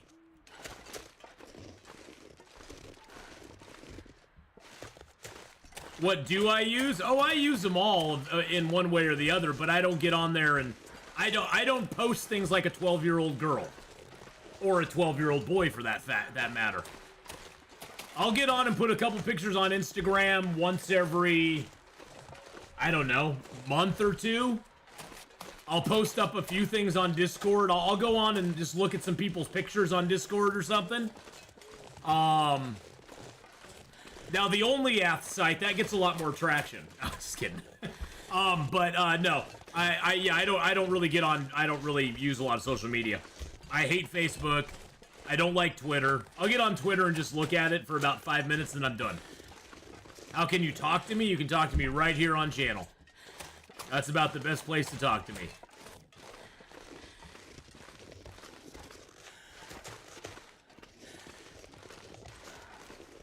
I got this weird feeling, Samantha, that I'm looking at a sales pitch right now, which I just find hilarious. But you can go ahead and say whatever you want. I have no problem with it. So after we get to that three-way cave there, you know where that's at, Killer Strawberry?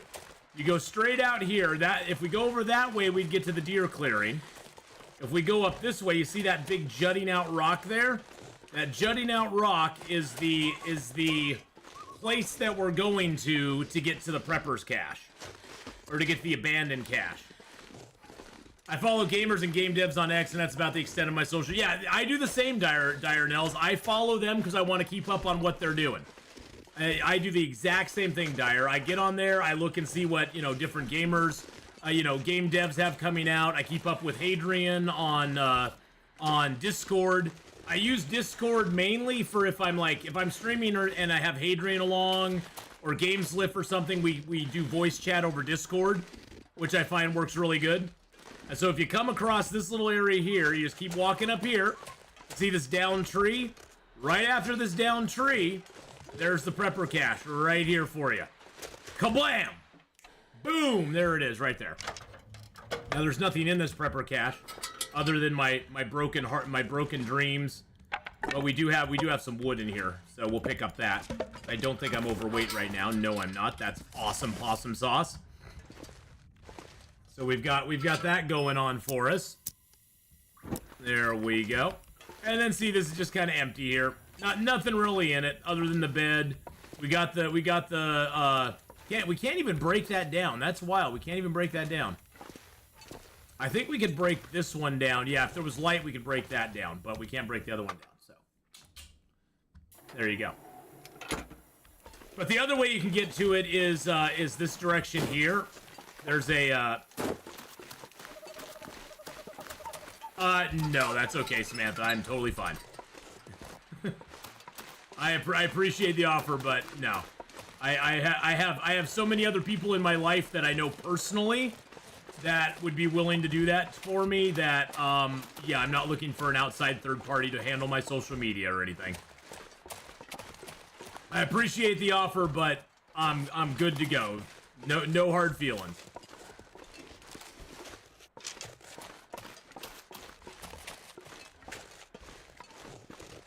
But the other way you can go is you can come that way. Now, right ahead of us here is the rope climb up to the deer clearing.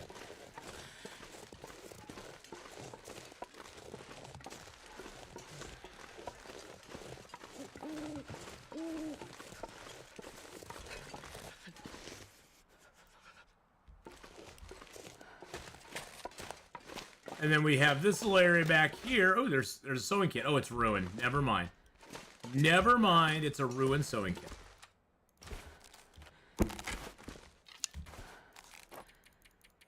I appreciate the hustle, though, Samantha. I appreciate the hustle. All right, can we get out here and go to the rope? Yes, we can. Okay, let's go to the rope climb. Throw a night vision for you.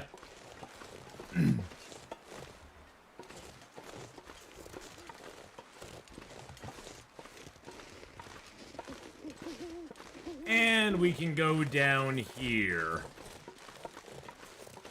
Now this will be the rope climb up to the deer clearing area, and then from there we can just jet back into. We can get back into Ash Canyon and go to where we want to go. And then we'll come back out the same direction actually as well.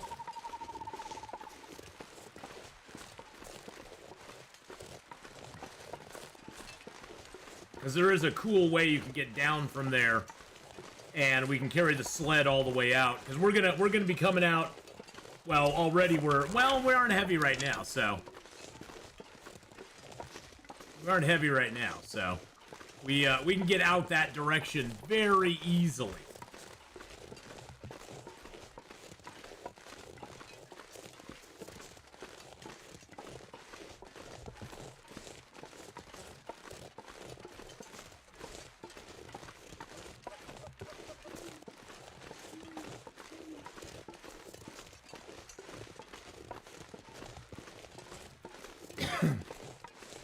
There's a rope right up ahead of us we're going to have to climb. That's why I'm walking.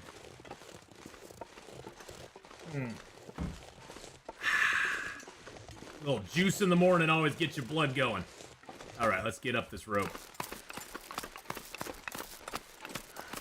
Now, we already killed the wolf up here, so there's not going to be a wolf. There's a few rose hips and mushrooms that we're going to pick and use.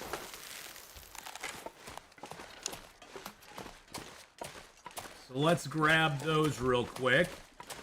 Hello, rose hips. The rose hippy dippies. And then there's a few mushrooms over here. I don't think I'm gonna go for the bear, to be honest. I just don't see any value at this point in going for the bear. The downside definitely does not. There's no upside. The downside does not outweigh. The downside outweighs the upside by a lot. Let's put it that way. Because he could maul us, he could kill us. It would just be not worth it. We don't really need his hide. Because we just repaired. Oh, speaking of which, we just repaired our jacket. There we go. So we'll put the 100% on the outside. Zone of contamination connects via Forsaken Airfield. Yes, it does. Actually, let me get a save point here, Killer Strawberry, and I can show you exactly where it connects up. Let me get a save point up here real quick. Yeah, we'll leave it on night vision for a moment while we struggle through the dark here.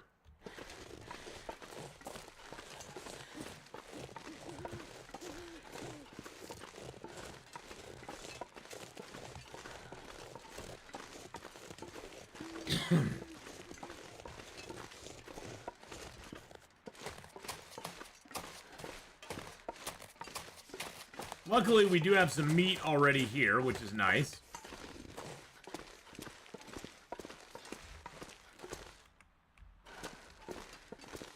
There we go. We got some venison here. We'll eat that up. And we got a little bit of water here, too, I'm pretty sure. Yep, we got water right there. I think I have water on me, though, so we'll drink that first. Woo! And then we got all this stuff here, too. We've got a lot of stuff here. Okay, let's get an hour's sleep. There we go. That'll get us a save point.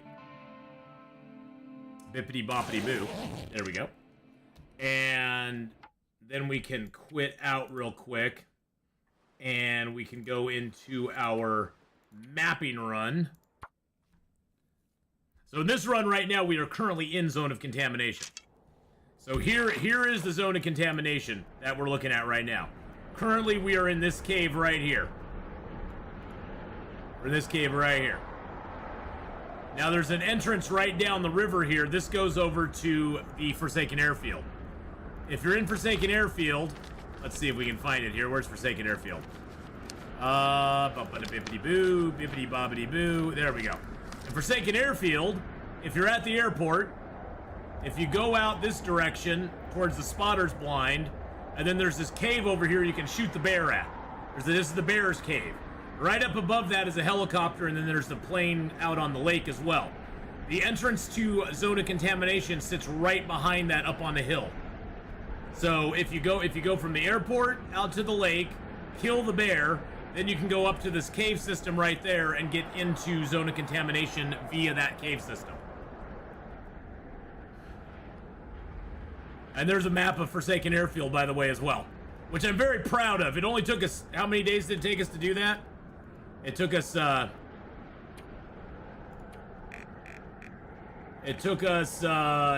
60 plus days to map that. This is our run where we've been alive for 580 days right now. Oh my god, it's light out. What will we do? There's light. Look at all the stuff we have here. We have 1, 2, 3, 4, 5 jerry cans. We've got thermoses, water, oil, flour, tea, coffee. We've got pretty much everything here we could ever want. We've got a ton of stuff. And we've got our typical full suit, although I do have the foreman's tool belt from this zone, and I have the technical balaclava, because that's a great thing as well.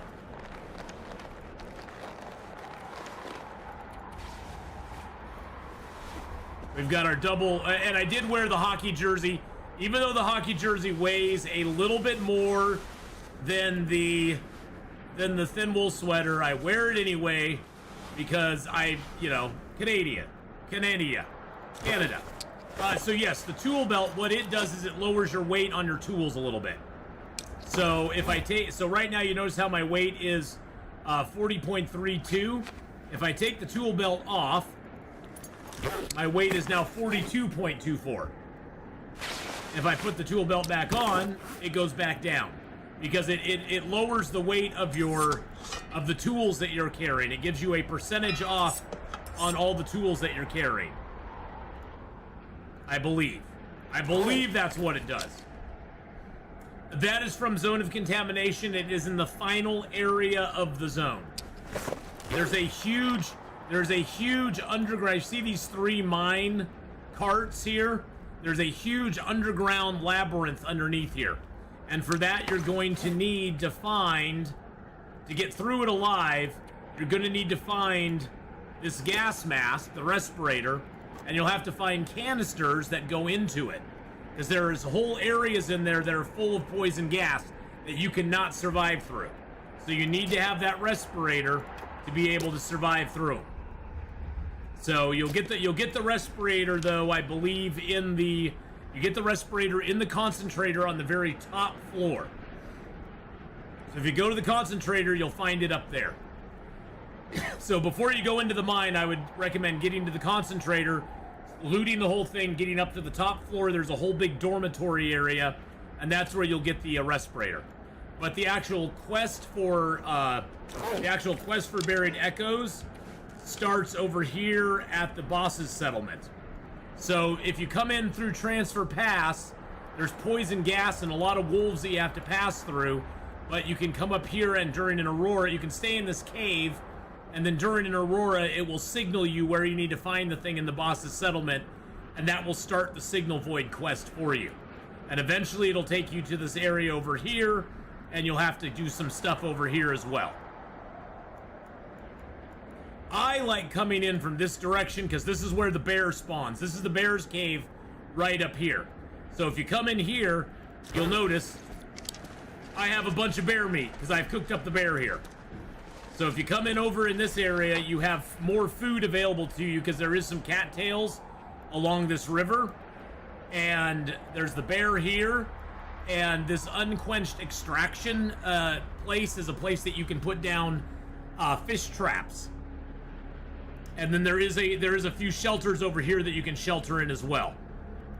Before you go into the connector, these sheds here you can shelter in. There is poison wolves all over in this area, and in this area there's a couple regular wolves over here,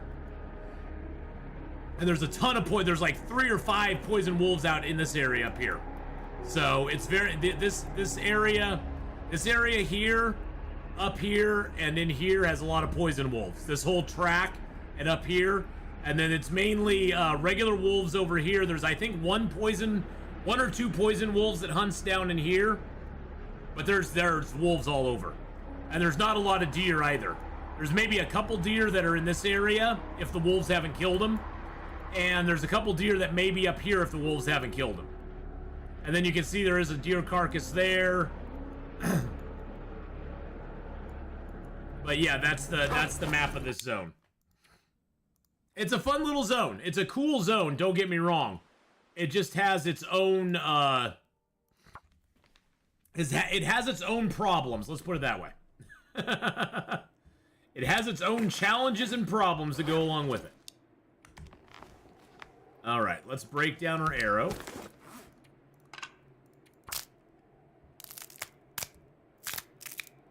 Back into the endless night Gunloper. I sort of want to leave the other pot here.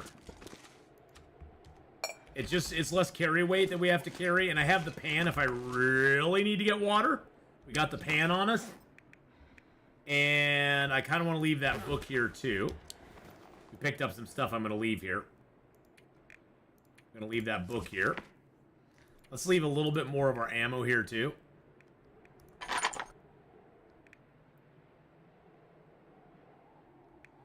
Let's leave the hacksaw. No, you know what? We're gonna take the hacksaw because I have a use for that. And let's take our 2 pieces of metal because we can repair our hacksaw up when we get to the when we get over there. And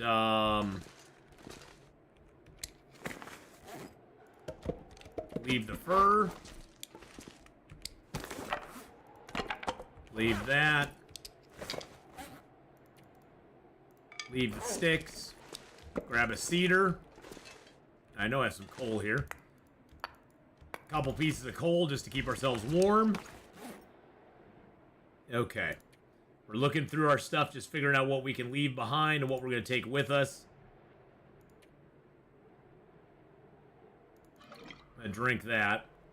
Forgot I had that, to be honest. Okay, I think I can leave most of the torches here.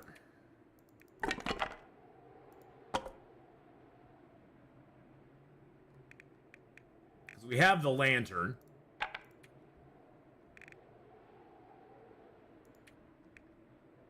Take the arrowhead with me. We'll make another arrow with it. Okay, leave the feather. Leave that. Leave the cloth. Actually, I'll leave that, and I'm gonna break one of these cloths into a bandage because I'm a little low on bandages. I like to have at least 4 bandages on me. Maybe 5. Right now, I think we have 5. Yeah, that's enough for a sprain, plus a couple other things. Alright. Let's grab our bedroll. Let's grab 1 liter of water here. Just to get ourselves filled up. There we go. Let's see, I know I have a jerry can that has more fluid in it. There we go. Let's fill up our lantern, just cuz. And then we can drop the jerry can.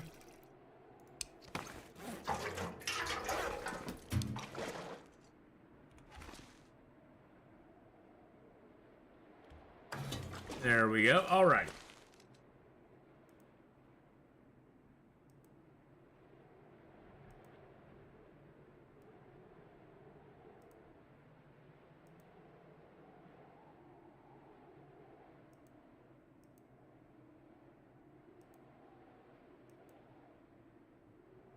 All right.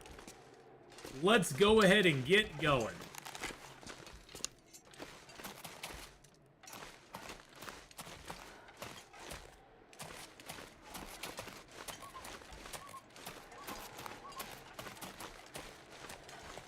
Back into Ash Canyon, boys and girls. Woo! Let's go.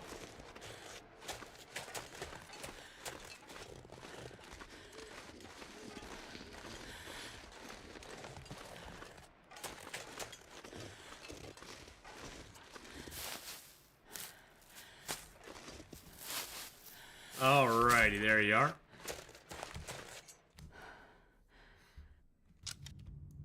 Yeah, I love it. I love it, boys and girls, when people come into your chat. You get this a lot on Kick. Kick is notorious for this. You'll get just random people who come into your chat who act like they're a viewer, but all they really are is a salesperson. They want to run your social media for you. They want to help your channel grow. And it's like, okay, that's fine. Are you going to do it for free? Oh, no, we're not doing it for free. We're going to charge you to get your stuff done. And it's like, yeah, well, go pound sand. It's like, it's nice and everything, but it's like, do you understand? I'm not making money on Twitch and YouTube. It's a fun thing that I do on the side. And yes, it does make me a little bit of income, and I'm appreciative to everybody who supports me on the channel, as well as YouTube, but I have to drive Lyft as well. So what makes you think I have money to pay somebody to basically do the same thing for me? And I'm also just old school that way. It's like, I don't have the patience for that sort of stuff. Used to get that on Kick all the time. People being like, hey, we can grow your channel. You just give us some money. We can sell you viewer bots and blah, blah, blah. And it's like, why would I want to do that? Why would, and I encourage anybody who's thinking of streaming, do not ever bot viewers. It doesn't help you at all. Twitch and all the other analytic people can see exactly how many people are chatting on your channel. They can see how many people are engaging in your channel. They can see all of that sort of metric. So it doesn't matter if you have 1,000 viewers, but only 3 people are chatting. And there's nothing more turn off as a viewer. No power in the verse can stop me. Hey, thank you for the follow there. There's nothing more turn off as a viewer if you come into a channel that has 500 viewers and you only see the same 3 people talking in the chat. It's like, you know, yeah, if you have 30, 40, 50 viewers and there's like 3 or 4 people chatting, that's totally normal. But if there's thousands or hundreds of viewers in the chat and there's only like 3 people chatting, people go, what's going on? The guns are Loper in a Loper situation. They are. And how you doing, Colossal Coffee? How's it going, buddy? And thank you again for the follow there. I appreciate that. I'm 3 people in chat. You are 3 people in chat. But that, I would just warn people against that sort of stuff. Always someone with the hustle. I know, Kenneth. You know, and honestly, I have no ill feelings. I know they're out there hustling and they're and they're playing the numbers. They're just like, hey, if I hit up 100 people today, you know, and offer them my services, one may, you know, be stupid enough to do it, or one person may take advantage of it. You know, and that's fine. If people want to do it, they can do it. I think if you want it badly enough, you can do it on your own. And honestly, I think no matter what you do, other than a few people out there, you can't really plan. You can't really plan for success on social media. There are certain things you can do, yes, but a lot of times the people who are super popular on social media, it's all because it's because of something went viral. So there was basically some happy accident that happened to them. And yes, you can plan it a little bit. You can work your way towards a little bit. You can pump out a lot of shorts and videos and do a lot of stuff like that. But that there's gonna be a point where it doesn't really matter anymore, I guess. And who knows? Maybe I'm completely wrong. Wouldn't be the first time. Just ask my ex-wife. I like old person Ath. Exactly. I'm an old person Ath. Plus, I'm not looking for fame and fortune on this, yeah, or they're women who show cleavage. Those channels are the sad. Oh, those channels are sad. I'm sorry. I'm sorry. I mean, there are some, and the sad thing about it, Killer Strawberry, you know what the sad thing about that is? The sad thing about that is that for actual female gamers that actually play games and do good stuff and don't rely on that to be their main driving thing, it puts them in the same mix. Like, there's this one gal, Nalvara, who's a very lovely, lovely young lady. And I've seen some of the DMs and some of the horrible things that some people have sent her because she just happens to be a girl who streams on Twitch. And she has nothing to do with the booby streamers. I mean, she has nothing to do with them at all. She plays retro games, and she has a lot of fun playing retro games, and she's become really well known for playing retro games. And she's a lovely young lady. She just had a baby like a year ago. You know, and she's wonderful. But you know, I've talked to her before, and she gets some pretty wacky stuff by just being a female on stream, which just kind of sucks, because I think if they suppress that kind of stuff on the platform, then a lot more ladies would probably stream on the platform. Because I have a feeling that's a lot of fear for a lot of young ladies who just want to play games. And there's a lot of creeps who basically want this to be kind of like a semi-OF where they can basically, you know, and honestly, Twitch has let it become like the softcore OF. I mean, it's Twitch's fault. They've allowed it to happen. I mean, it's like, if you want to see that, go over to OF. Oh, you have to pay for it over there. So they advertise it here. Well, that's the thing, is they want, this is an advert, this platform, just like Instagram, is an advertising platform for their OF. That they don't care about Twitch in the least bit. They don't care about streaming games or having fun. It's all about building up their platform on OF. That's what it's all about. It's an advertising platform, an advertising springboard for that. Now, if YouTube allowed them to do it, they would do it on YouTube as well. But YouTube actually has more stringent policies on what you can put on it these days than than Twitch and Instagram. I mean, Instagram in a large portion is just a softcore site / dating site. That's all Instagram is. And really, Twitch has that whole section of it that is kind of along that same line. Twitch is the section where it's like a virtual girlfriend type thing. Oh yeah, well, that's the thing. Twitch is desperate for revenue these days. But honestly, Kenneth, Twitch has put itself in that position. That's the thing, is Twitch has put itself in that position. They would have a lot more viewers and a lot more female streamers if they actually crack down on the non-gaming garbage that's going on.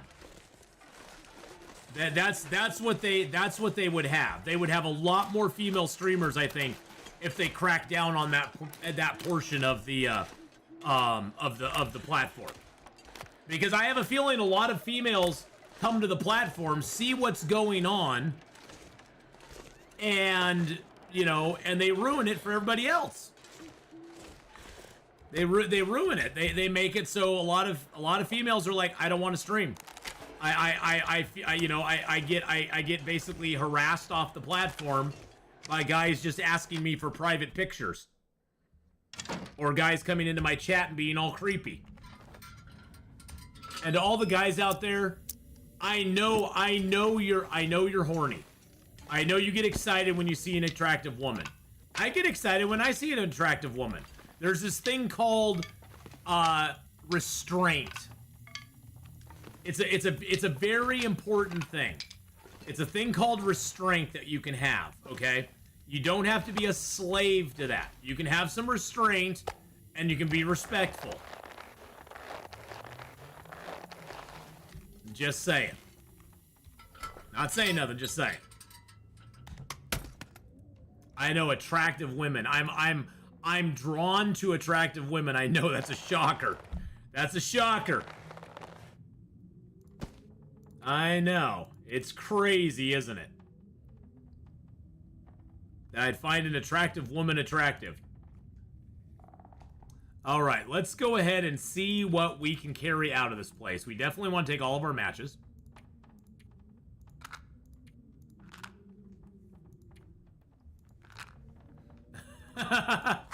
Well, you know, for me, Killer Strawberry, it's not even living with a woman. It's living with anybody is a pain in the ass for me. I am a very difficult person to live with. Let's just put it that way. Very difficult person to live with. And I will never ever make any bones about that. All right, we got all that. I want to take my acorns. Yeah, self-control's rare these days, Colossal. Or Mr. Pyro.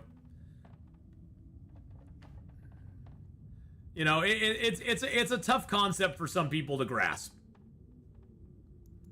Well, see, and I think as you get older, I mean, you know, hey, I was there too. I mean, you know, I was a teenage boy. You know, I had hormones flying around me at a bazillion miles an hour. It's not fun. It's neither fun nor funny. You know, you have a lot of stuff going on in that brain of yours, or the other brain. But you have a lot of stuff going on. And you know, it can make life tough sometimes. But you can't be a slave to it either. Okay, we're just gonna load everything in that we can. No, I don't want that. Okay, we have enough guts here.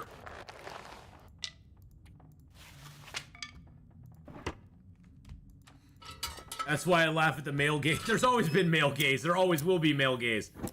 You know what will happen if male gaze goes away? Women will start complaining that men aren't paying attention to them. It's like male gaze. There is no such thing as male gaze. Males have always appreciated attractive women. It's just how the world works. Sorry if that hurts your feelers, but that's just how the world works. Without that, none of us would exist. None of us would exist if men didn't find women attractive.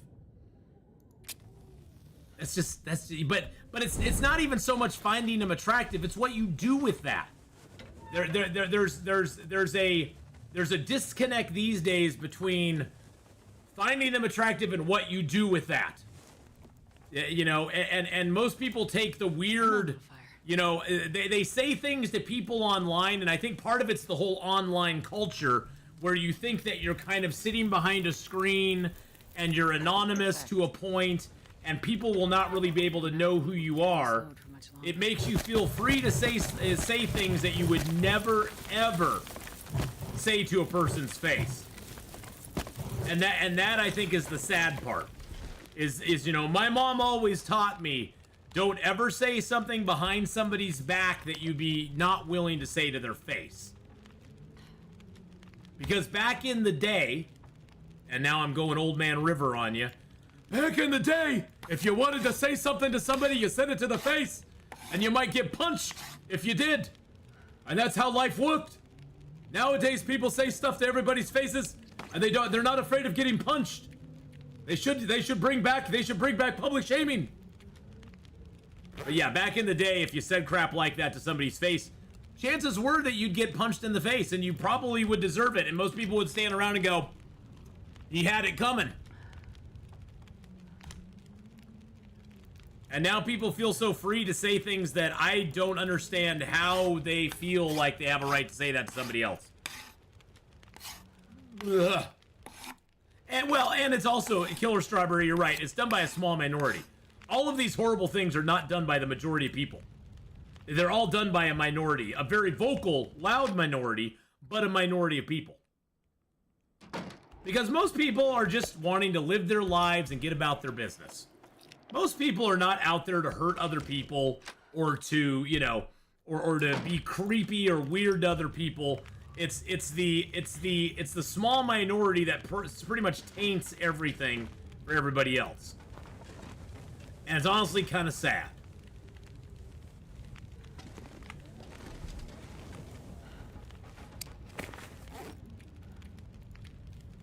Seven days to die in about 35 minutes. All right, we're gonna repair up our hacksaw if we can. I think there's more diagnoses for depression these days.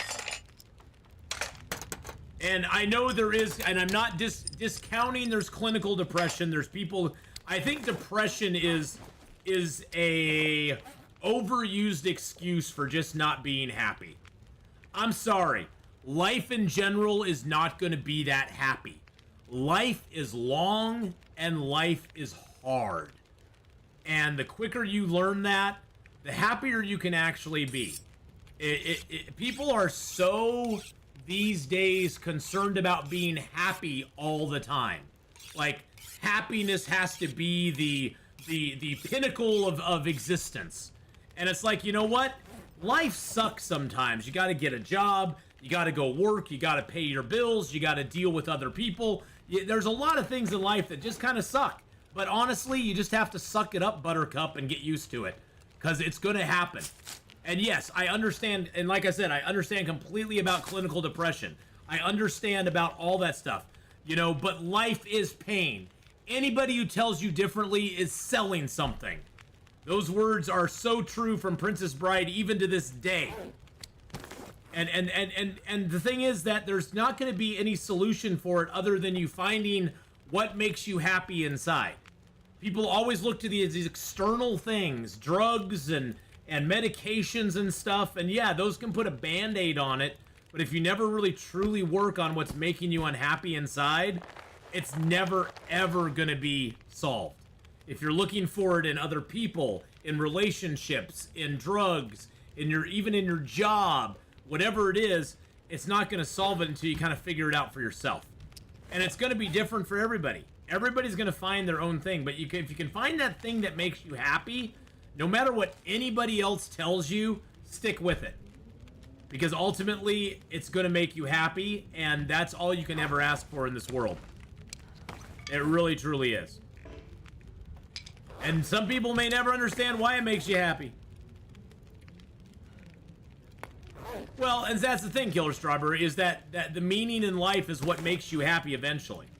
You know, believe me, in the 90s, I had a lot of money. I was working a really good job, and I was making bucket loads of money. So much money that I could waste it on stuff that just blows me away today. But I was super unhappy. I had no meaning in my life at all. I felt super alone. I didn't find any joy really in life at all. And it wasn't until, you know, I broke away from all that and started, like, searching through myself, figuring out what made me happy, what actually made me feel like I was making a difference, that I started being a little happier with myself. And that's the thing, too, is that it just, like I said, it's not going to come from external stuff, ever. It never will. And like I said, also, I don't discount that people have true depression. I know people who've had, like, clinical depression where it really has made their life miserable, you know, and no matter what they do, they cannot work their way out of it, and that's horrible when you have that. But honestly, that is a small percentage of people that actually truly have clinical depression. Most people have just, you know, unhappiness. It's like anything, I guess I'm just tired of any sort of unhappiness these days just automatically gets termed as, oh, you're depressed. It's like, no, you're probably just unhappy with stuff that's going on. You know, life may just kind of suck for you at this moment in time. And honestly, I'd love to tell you that's going to change, but sorry, life is going to suck for most of your life. Life is very long and life is very difficult. And, you know, they always say life is short, and it's like, no, they're wrong. Life is long. Life is very long. I wish it was, you know, some days I wish life was short, but life is very long. That's at 36%. I almost feel weird about leaving before that's cured. I almost kind of want to wait till that's cured before I go. Let's see what kind of pies we have out here.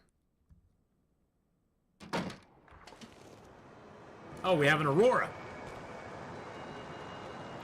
The hardest jobs I've had in my life were jobs that did important stuff. I look back and realize I was most satisfied with my life during those periods because I had purpose. It wasn't pleasant during those times, but I felt good about what I was doing. And honestly, that's different for everybody. What you found fulfilling there is not going to be fulfilling for the other person down the road. And it's different, Erica, for each individual. There's no... Anybody who tells you they have the solution to your happiness is lying to you. Because there's no general, you do this, you're going to be happy. You do this and you're going to feel fulfilled. I mean, there's people who feel fulfilled doing art. There's people who feel fulfilled doing hard labor. I felt most fulfilled doing retail. Come on, little fire. As silly as that sounds, I always have felt that.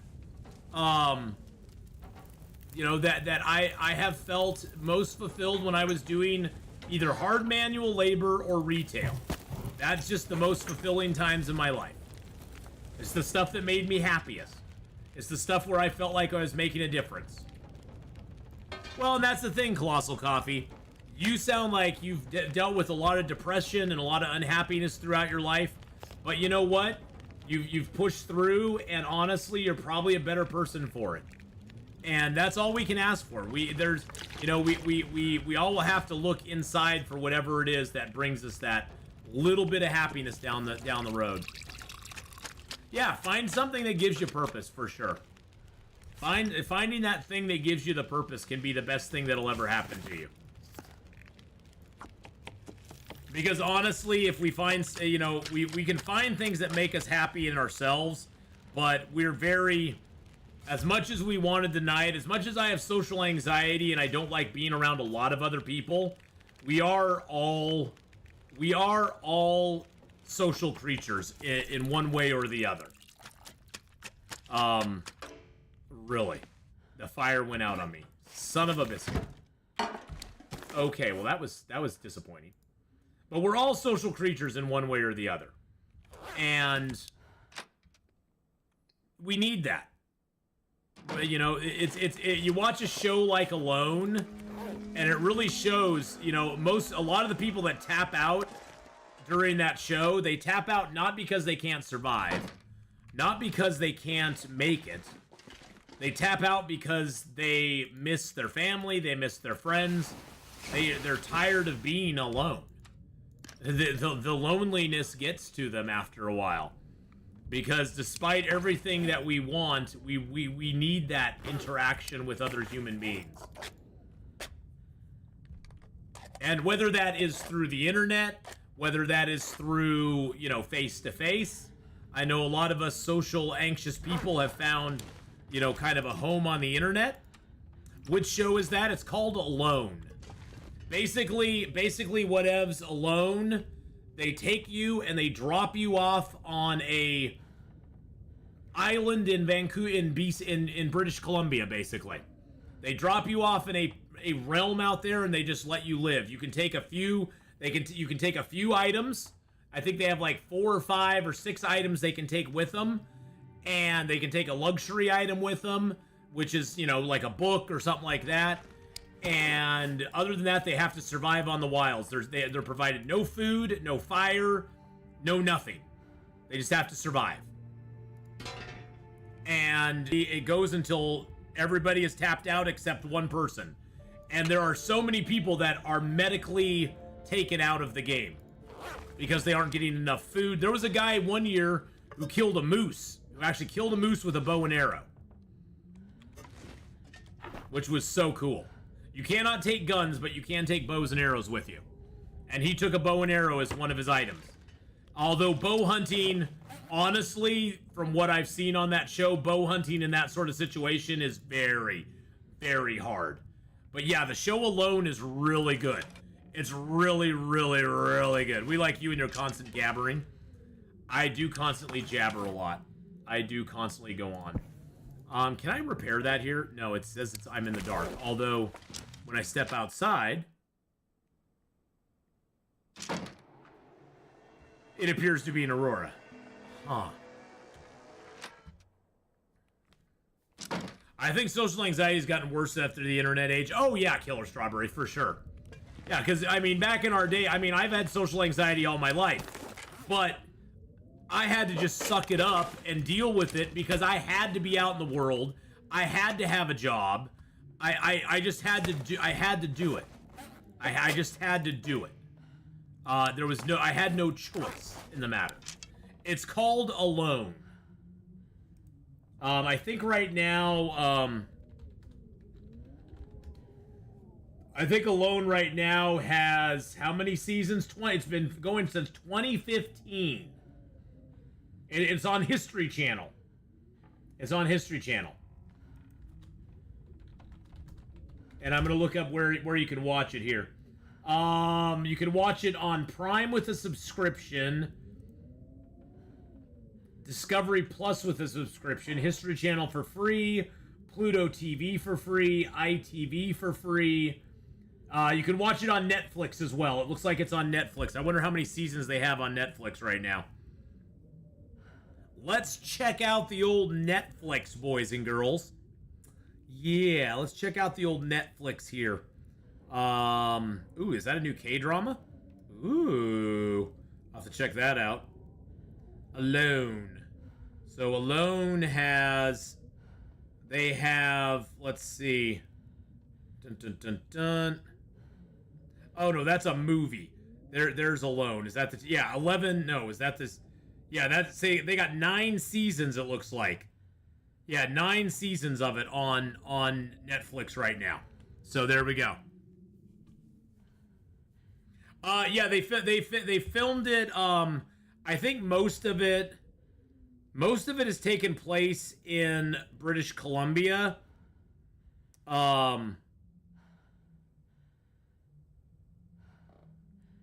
I don't know. Let's see. How on the app do you find the other seasons? That's always annoying on I always hate the app. For whatever reason, I just hate the apps. More like this, yeah. So yeah, it's got 9 seasons though. So there you go. And they do take them through like a survival camp, and they make them like prove that they can start a fire with a bow, a bow drill, and they make them prove that they could actually like have the ability to live out there for some period of time. It's not like they're just taking people and just throwing them out there. Most of these people have survival experience, hiking experience. They've been out in the wild before.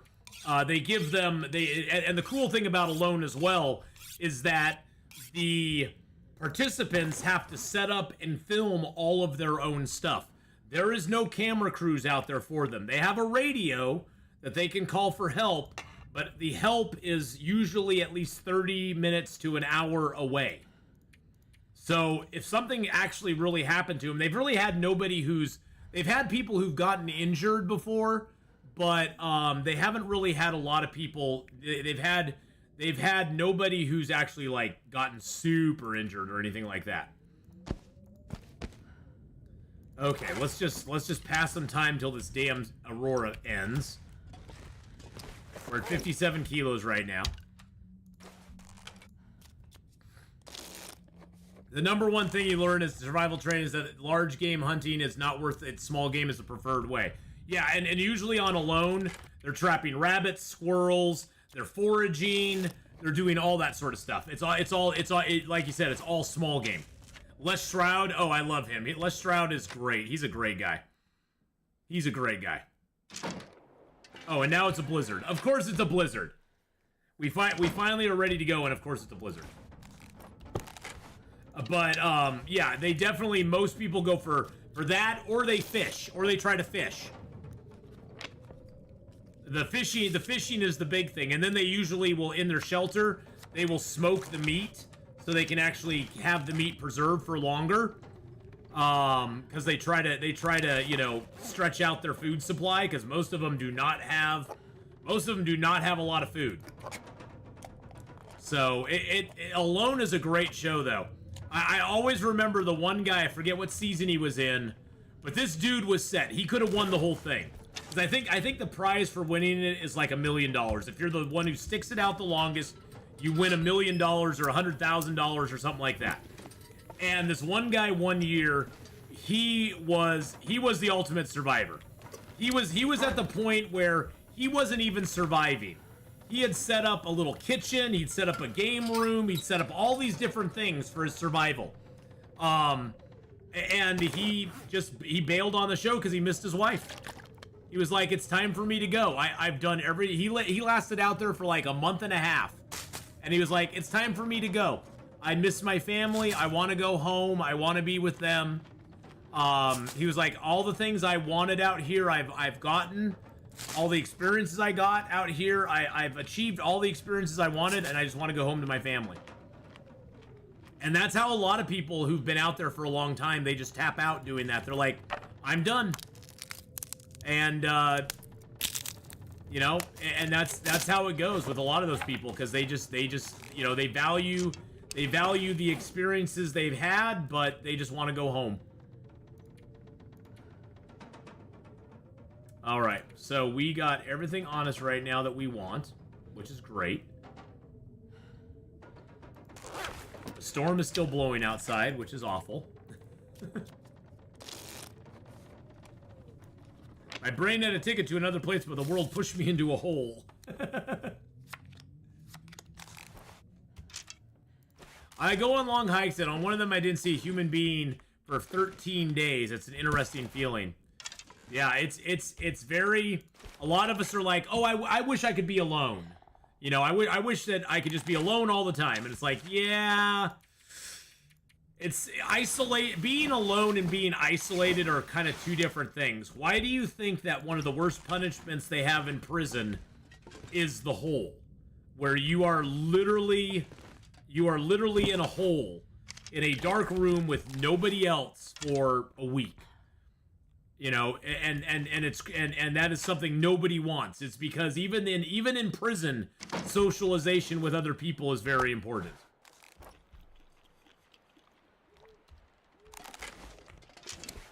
All right, let's drop that. We'll leave ourselves a little bit of food here. We're going to eat one of the rabbit pies that's ruined.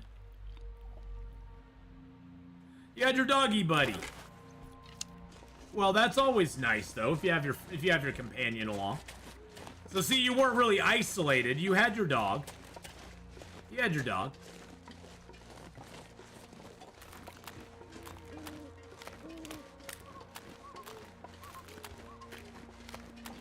All right, time to get out of here, boys and girls. Actually, you know what? Let's go back out the way we came in.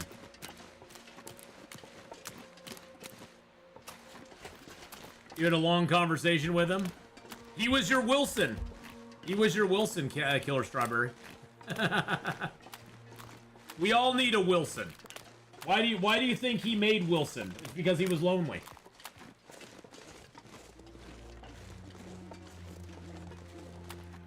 I'm still finishing my muffin off.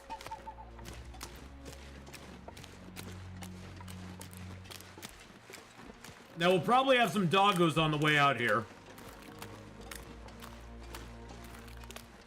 Which I'm not particularly looking forward to. Oh, I hear them already.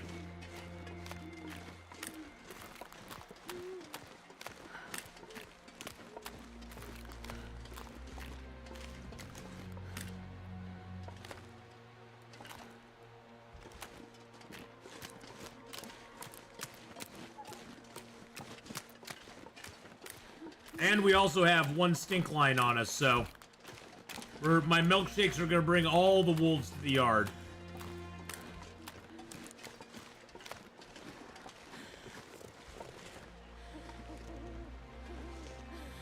This is usually the area they're in. I killed them when I came up here, but I don't know if they've respawned yet.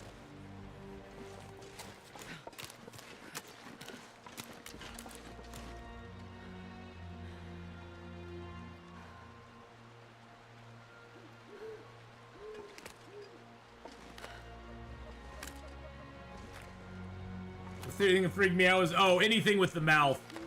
Anything with the mouth or the eyes always freaks me out, Kenneth.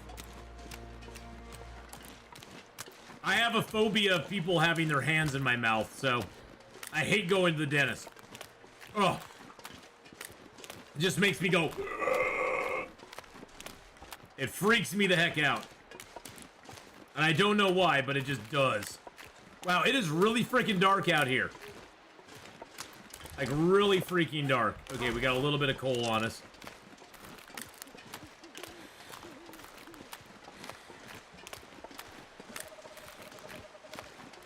We might, I think we'll stop at the fishing hut and make a fire there real quick.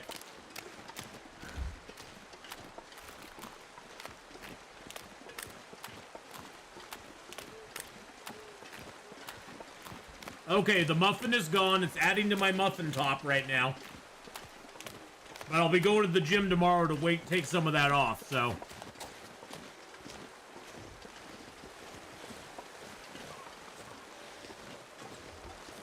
Now, I'm pretty sure I heard the moose down here before.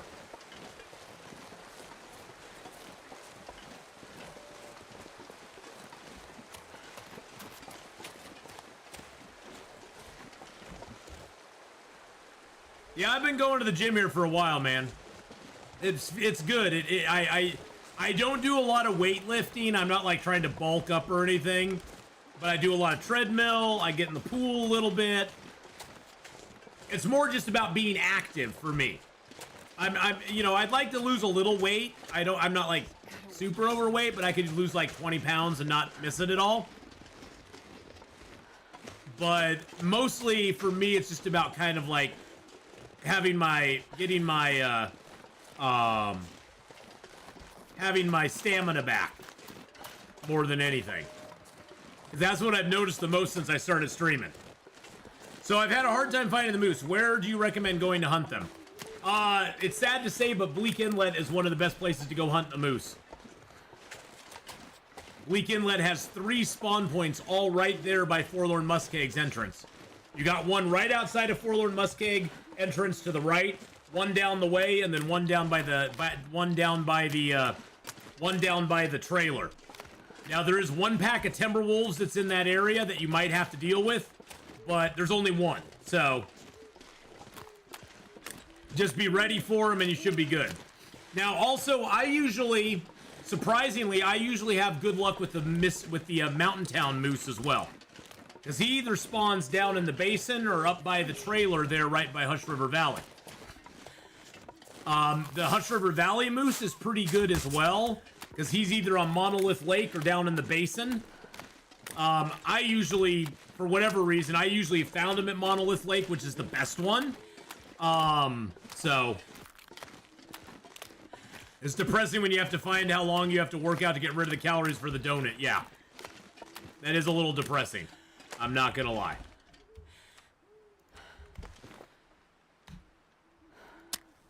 I don't think I ever checked the thing behind this. I don't know if I did. So yeah, unfortunately, the moose is a little tough to find because he's not always up. I'd say the hardest mooses are the one in Desolation Point that only spawns on the bridge. The other one is the moose in Coastal Highway that only spawns by the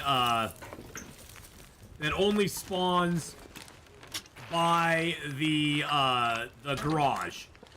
Those are probably 2 of the harder ones. The Pleasant Valley moose isn't tough to find, but he's just in bad. He's in bad places. He's either over by Pensive Pond, which there's nothing by Pensive Pond to drag his hide and guts to.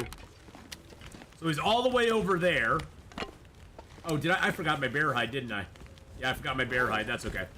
So he's over by Pensive Pond, or he's over by the Birch Forest. The Birch Forest is not a horrible moose, but he's not super easy to find. He's not super easy to get to.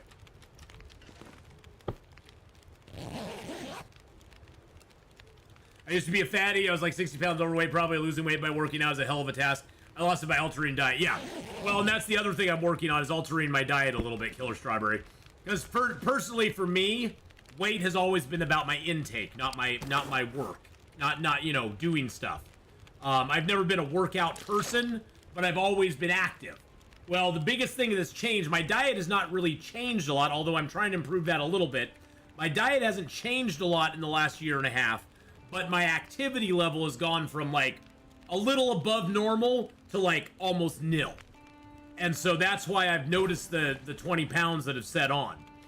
Is because my activity level has plummeted. So that's my main goal getting back into the gym, is just, you know, having a place to go. That's you know, I can swim, I can do treadmill, I can go sit in the sauna, I can do a little bit of working out, you know. And it gets me out of the house, you know. It gets me out of the house and it makes me feel good. So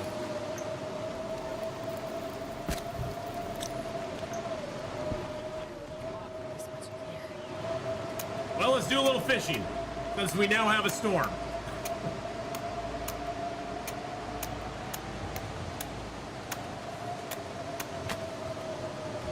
Yep, we'll be switching over 7 days to die in about 10 minutes.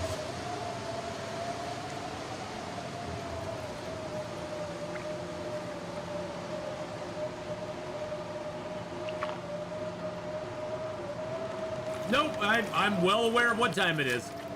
Hello, everybody. Yes, in about 10 minutes, 7 days to die. Not long dark style. 7 days to die with zombies and zombie fish. What do you call a fish with no eyes?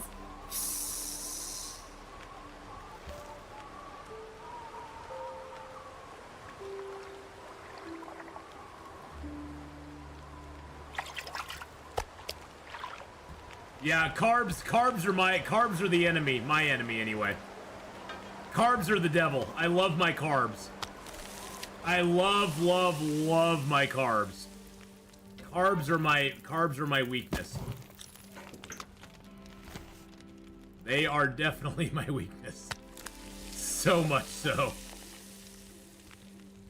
That's why I you know, and that's the thing, it's like I allow myself some carbs, but once they're gone, they're gone. It's like, okay, I have some muffins, but you know what? I have 2 muffins in the whole house. Once those muffins are gone, I'm not going shopping for another 2 weeks. So, I'm not going to have any more for another 2 weeks, and I'm totally okay with that.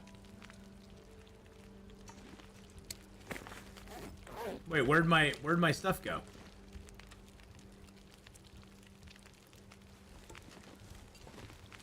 Where'd my can of food go? I had a can of pork and beans that I just put down.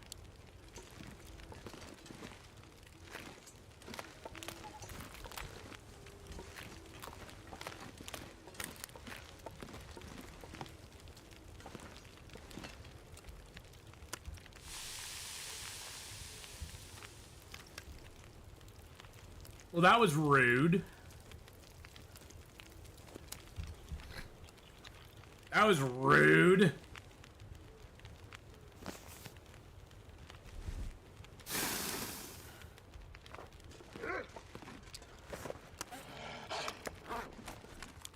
Well, that's rude.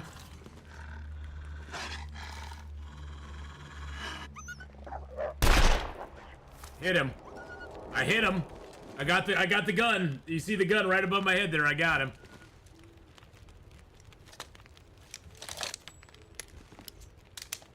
Okay, don't drop things in this. Oh god, I lost that too.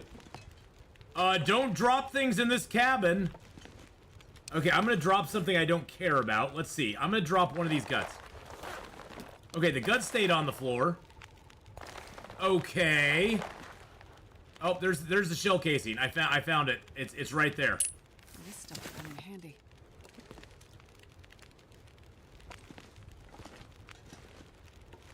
Oh, that's so weird. My pork and beans are just gone. My pork and beans are just gone, boys and girls. Okay. Let's sleep for an hour, and then we're gonna switch over games. It is a good point. There's a good place to like end it for today. Tomorrow we'll be heading back into Timberwolf Mountain with all of our stuff on us.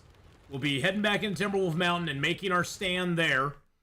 And then we'll figure out where we want to go from there. I think we're gonna make a second forge run to Desolation Point because I would love to get a few more arrows.